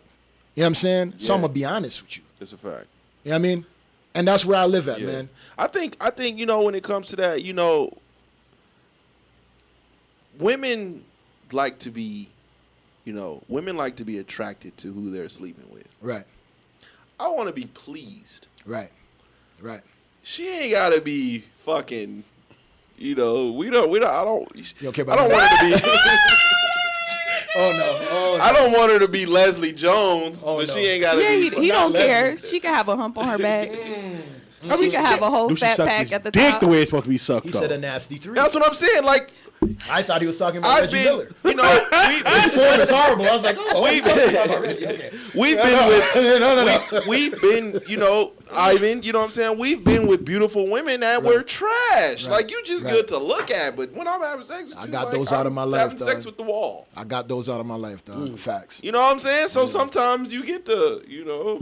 No. Fact. But you Because said I women used to These go. are facts. I used to go for bad bras only. Mordecai. I used to just go for straight bad bras. If she Yeah. ain't bad, I ain't talking to her. That shit was stupid. You know what I mean? Trash. And I got the experience, which was cool. But a lot of these bad bras have like a different mindset because nobody has ever told them the reality of a situation. It's a fact. Because you're so beautiful, you could do whatever. Yeah, they used to be in catered to. Nah, so now you come to me, you already see how I am. Yeah. This is how we have order. Yeah. And it's they stay, but it's problem. They want to cause problem because they don't realize like that's a fantasy world you in over there. That's not reality. Yeah. You know what I mean? We got to come back to the real reality and the grounds and the roots of this, right? If you in a relationship, you know what I'm saying? You ain't gonna get treated away because you pretty, because you got pussy. I got some bomb dick. Like what you talking about? And I'm dropping it off in your ass. Like you know what I mean? We could do it 5 times in a whatever. But my girl, obviously. Right, but no. I'm saying Like, that I need cocaine to go 5 times. as much as you want it, Queen, we could do it. You know what I'm saying? dropping it So off in that's their ass? I'm I thought in the the Caribbean pussy, man in didn't- the okay, pussy, okay. but it I was was. looking- okay. Come on. Lord. You know what I'm saying? But for women, it's a fantasy. Right. So it's like I have to be physically attracted to this woman in order to want to lay down with her and my man. Like I'm not Right. gonna just be. And then if it gets out, like y'all was fun. I Oh don't my want to goodness! be. Right, That's embarrassing. it's a nasty too. 3 Like, though. It's a Reggie Miller. Yeah, But both why of though? you. But why though? Like, Because y'all don't know what's. Because if they know that I laid down with another woman, she gonna be fine. That's just Right. That's just But how. I'm saying- she's not But gonna again, be back to ugly. what we saying. What if she I fine, don't but she a care. dud in bed? So I Right, don't care. right. That's what it's a fantasy for a woman. Okay. I'm not gonna be laying down with somebody that I don't find attractive. Right. That No, I no. find repulsive when I think about it. Like, oh my god, I can't But believe I did you that. enjoy the sex, or did you? No. She looks I good, so can't- if it gets out, I can't enjoy the sex if I'm not physically attracted to you. To the person, right? So she be attracted to him, and I'm suffering. that's what that's what I'm saying. So what about Well, him? do you want to have sex with multiple women or not? If I'm saying like, Jesus. okay, you wanna be with Yeah, somebody but else, then we have to both agree. We don't want to fuck Right, a fine blow up doll either. Oh no, come We on. can if that's what you want to do. Yeah. But I'm saying we have to find some common ground. That's the Right. thing. Like when people Suffering. and that's fine. I let my girl take the lead on that, by the way. And I think anybody who's Yeah. in that situation should. It's because- easier that way. Yeah, it's easier. You don't want to pick somebody because your girl is gonna naturally. You've been talking to this bitch and whatever. Yeah. You know what I'm saying? So you want to have your girl pick the situation. I've been doing this for a lot of years. So it's like you want to have your girl pick the situation and make sure it's comfortable. And she's always the lead. You know That's what I a mean? fact. She's always the lead. You never yeah, disrespect because your when queen. you don't, then it turns into something weird where they're all Right. emotionally attached and all this Right. other stuff. I also think that if you're continually smashing this person, after a while they're going to catch feelings. Absolutely. So what do? Now okay, well, baby, don't talk. I've had that situation before. Discontinue. Absolutely. I had that situation before. The girl, like, don't talk to her no more. So what are we going to do? We've been smashing her for 3 Find months. somebody else. New girl. Oh, Switch. so, Yeah. I ain't gonna depends on lie. how you run your ship. Hey, you know what I'm feel it, saying? You know what I'm saying? It depends on how you Or run just your don't ship. do it. No, it's true. If you can, so I had. He looks so depressed, y'all. I'm I'm sorry. Oh, no, you good. No, he didn't. Oh man, I done brought it right. You said okay, let's go. Now here we are. Cause you know me, man. You know. He was real crazy. Yeah, you know. I appreciate you. I'm trying to put. I'm trying to hold. Hey, no, man, let it out, man. Okay, don't hold it back. No, fuck it. I'm fucking. You know, because I was saying, you know, wifey brought a bad one home. Okay. And she down there took my balls off. Oh, and she seen me. Oh, no. In physical pain. And she didn't care. So you fucking bebop. Oh no. Man, I was like, fuck, bro. You know, Roland was like, suck. Never chew. Right. God damn, she focused right on the ball. It was no. It felt like she was taking that motherfucker off. Skin off. Some women think that's sexy. Man, what the fuck? Some women think that's sexy. I was in pain. Right.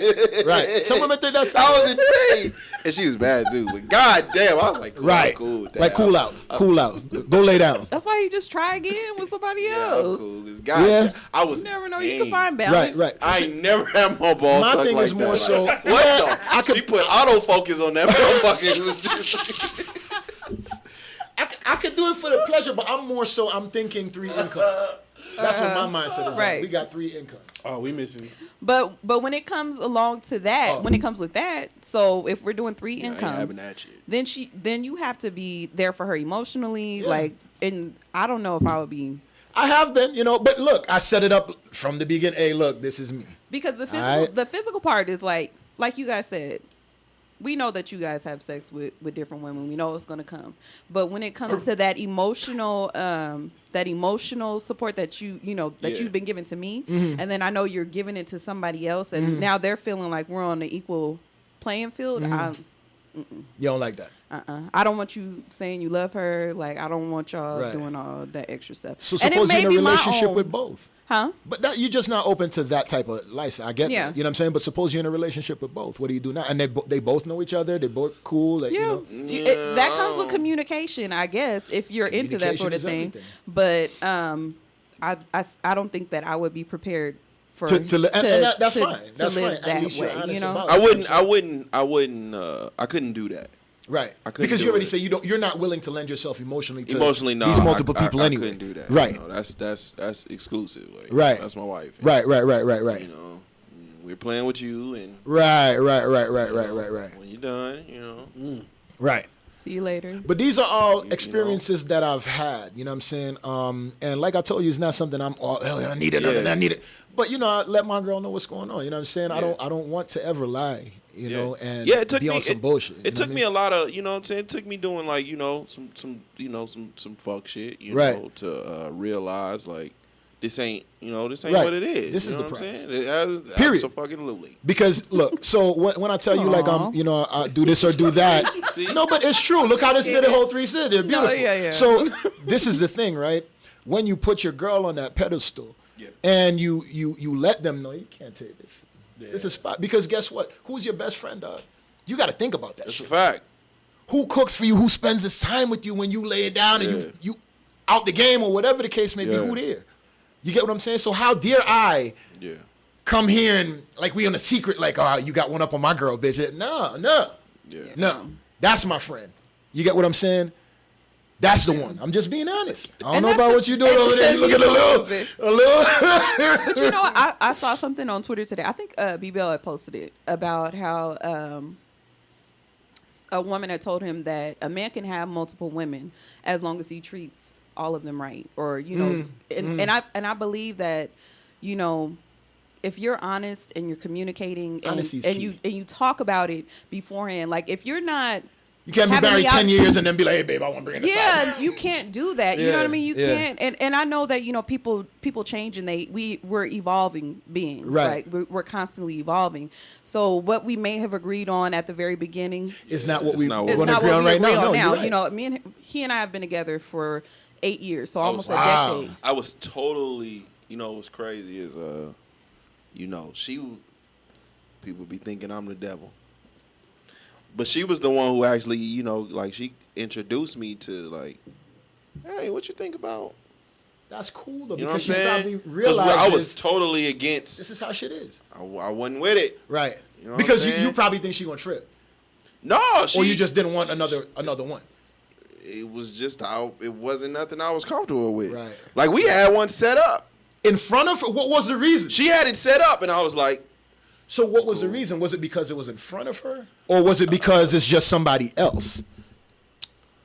I think the thought of anyone having her in that way, right, didn't sit well with me. Right. You know what I'm saying?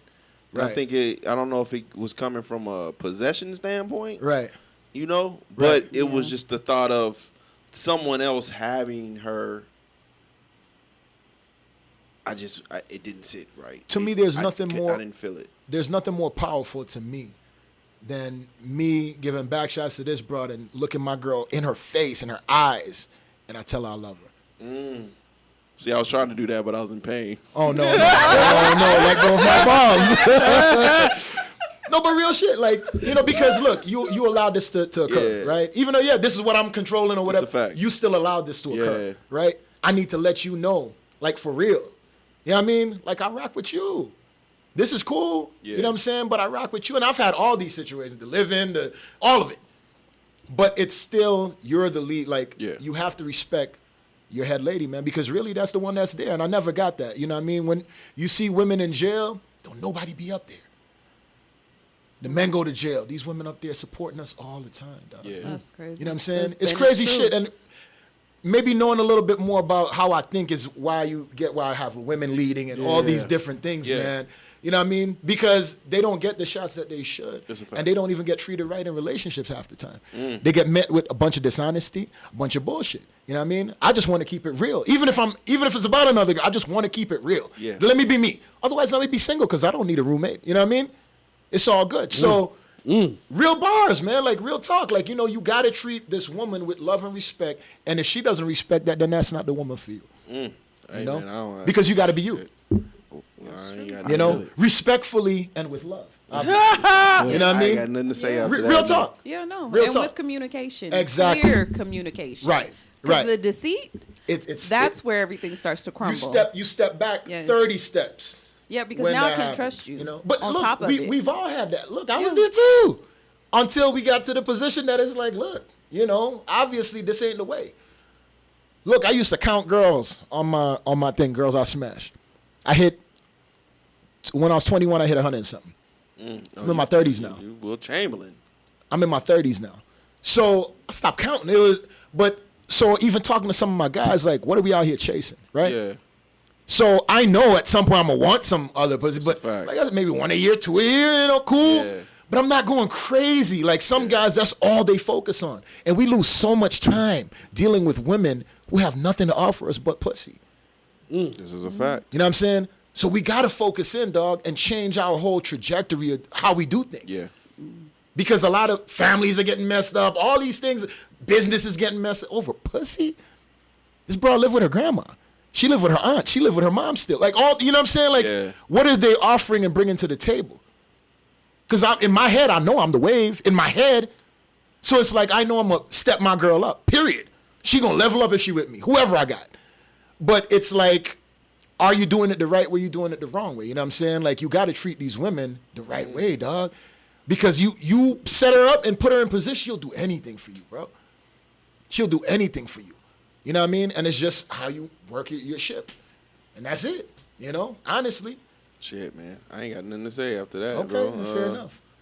Shit, you got nothing to say? Damn, you ain't got nothing to say? Man. You was preaching shit. Okay, well, church and quiet. Well, Gino X.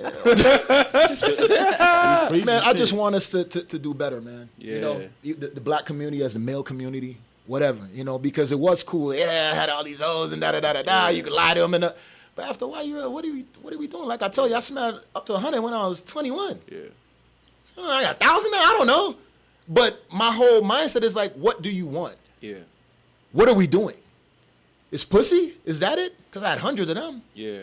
So what are we chasing? Is it another bad bitch? You got a pussy just like this bad bitch. So it doesn't really matter, So if you could have communication and work things out at home, that things move accordingly, you'll never lose, dog. Like I told you, no monkey could stop no show if you're a silverback gorilla. Don't let no monkey come in there and mess up your whole circus, dog. You know what I mean? Ladies and gentlemen, Ogino Shakur. Man, where can they find you, man? Where can they for a fee, man? Where can they find that? Right. For a fee movie. Follow us right now. FORAFEE movie, common spelling, on IG. We have a For a Fee page on Facebook. Follow us at For a Fee, FORAFEE. Check me out at Ogino. You don't really gotta follow me. Just follow For a Fee. You know what I'm saying? I'm Ogino, OGENO. But yeah, man, Amazon Prime, For a Fee. We're on there, season 1. We shopping season 2 right now to get ready to release to the public. Check us out, support it, man. Vegas, you on the map. Vegas, your lodge. Vegas, give thanks for giving me these experiences and being able to come to this point that we could do something special for the city, man. That was my question I had. What's up? Oh, you got it back. Good. Yeah. All right. Why that 4-year difference in between season 1 and season 2? Why there's a difference? Like, no, why 4 years? Why so long? Oh, 4 years. So we dropped in 17, but 18 we got on Prime, right? So 17 we was on YouTube, Facebook, all these things, and I'm like, yo, this is it. I ain't finna doing this shit no more because there's so much that has to be done, right? Then having issues with certain people, whatever the case may be. So it's like, okay, this is it. Then the shit start catching traction. Then we got 630,000 views. Then I put it on Amazon. We got up there. Oh shit, I gotta write a season 2. Okay. So we shot in 2018, 19, and then 20 we just edited. Okay. 21 we got everything. Okay. You know what I'm saying? Because obviously 20 was the corona. So, nobody was really outside. So we was just editing, getting everything together, working with that editor over the computer. So we, you know what I mean? So it worked out like that, and here we are. And I just didn't want to put it out in 20. Like, we got it. We got all episodes ready. But right now I'm like, okay, well, 21 here. But do we put it out without, we need to have a boom, dog. This needs to be, because this is a special show. Like I said, I'm going to show y'all the trailer after we done here, but this is a special show. And I want to showcase to people that you could do this shit too. You could do this shit yourself. You could really take control of your life and do something special with some kind of leadership, some kind of team, you could do it. You know what I mean? I did it. I feel like I'm special, but I ain't no special than anybody else. Yeah. In my mind, you know what I'm saying? Yeah. So it's like we all could do this, and it's like for inspiration, for you could look and see that you could do it too. You could see that, look, this Amazon Prime, this isn't far from what you could reach. Yeah. You know what I mean? And even though these things seem so far-fetched, dude, I'm from St. Kitts. I'll leave it like that. All right. Brandon, where can they find y'all at? Twitter and Instagram, Young Al Bundy, YUNG_Al_Bundy. YV? Twitter and IG, Shayna_Candy, and that's SHAYNA_KANDII. Oh, and Sweatpants and Stretch Marks, my podcast. Okay. At SPSM_podcast. Okay. All right. You can follow me on Twitter at Just Call Me Spence. It's JUS. Call Me Spence. SPENC. You can follow the podcast pages on Twitter at Views from the 7, on Instagram at Views from the _7, and on Facebook at Views from the 7. All right, man. I enjoyed this, man. I appreciate you, brother. All right, man. Peace.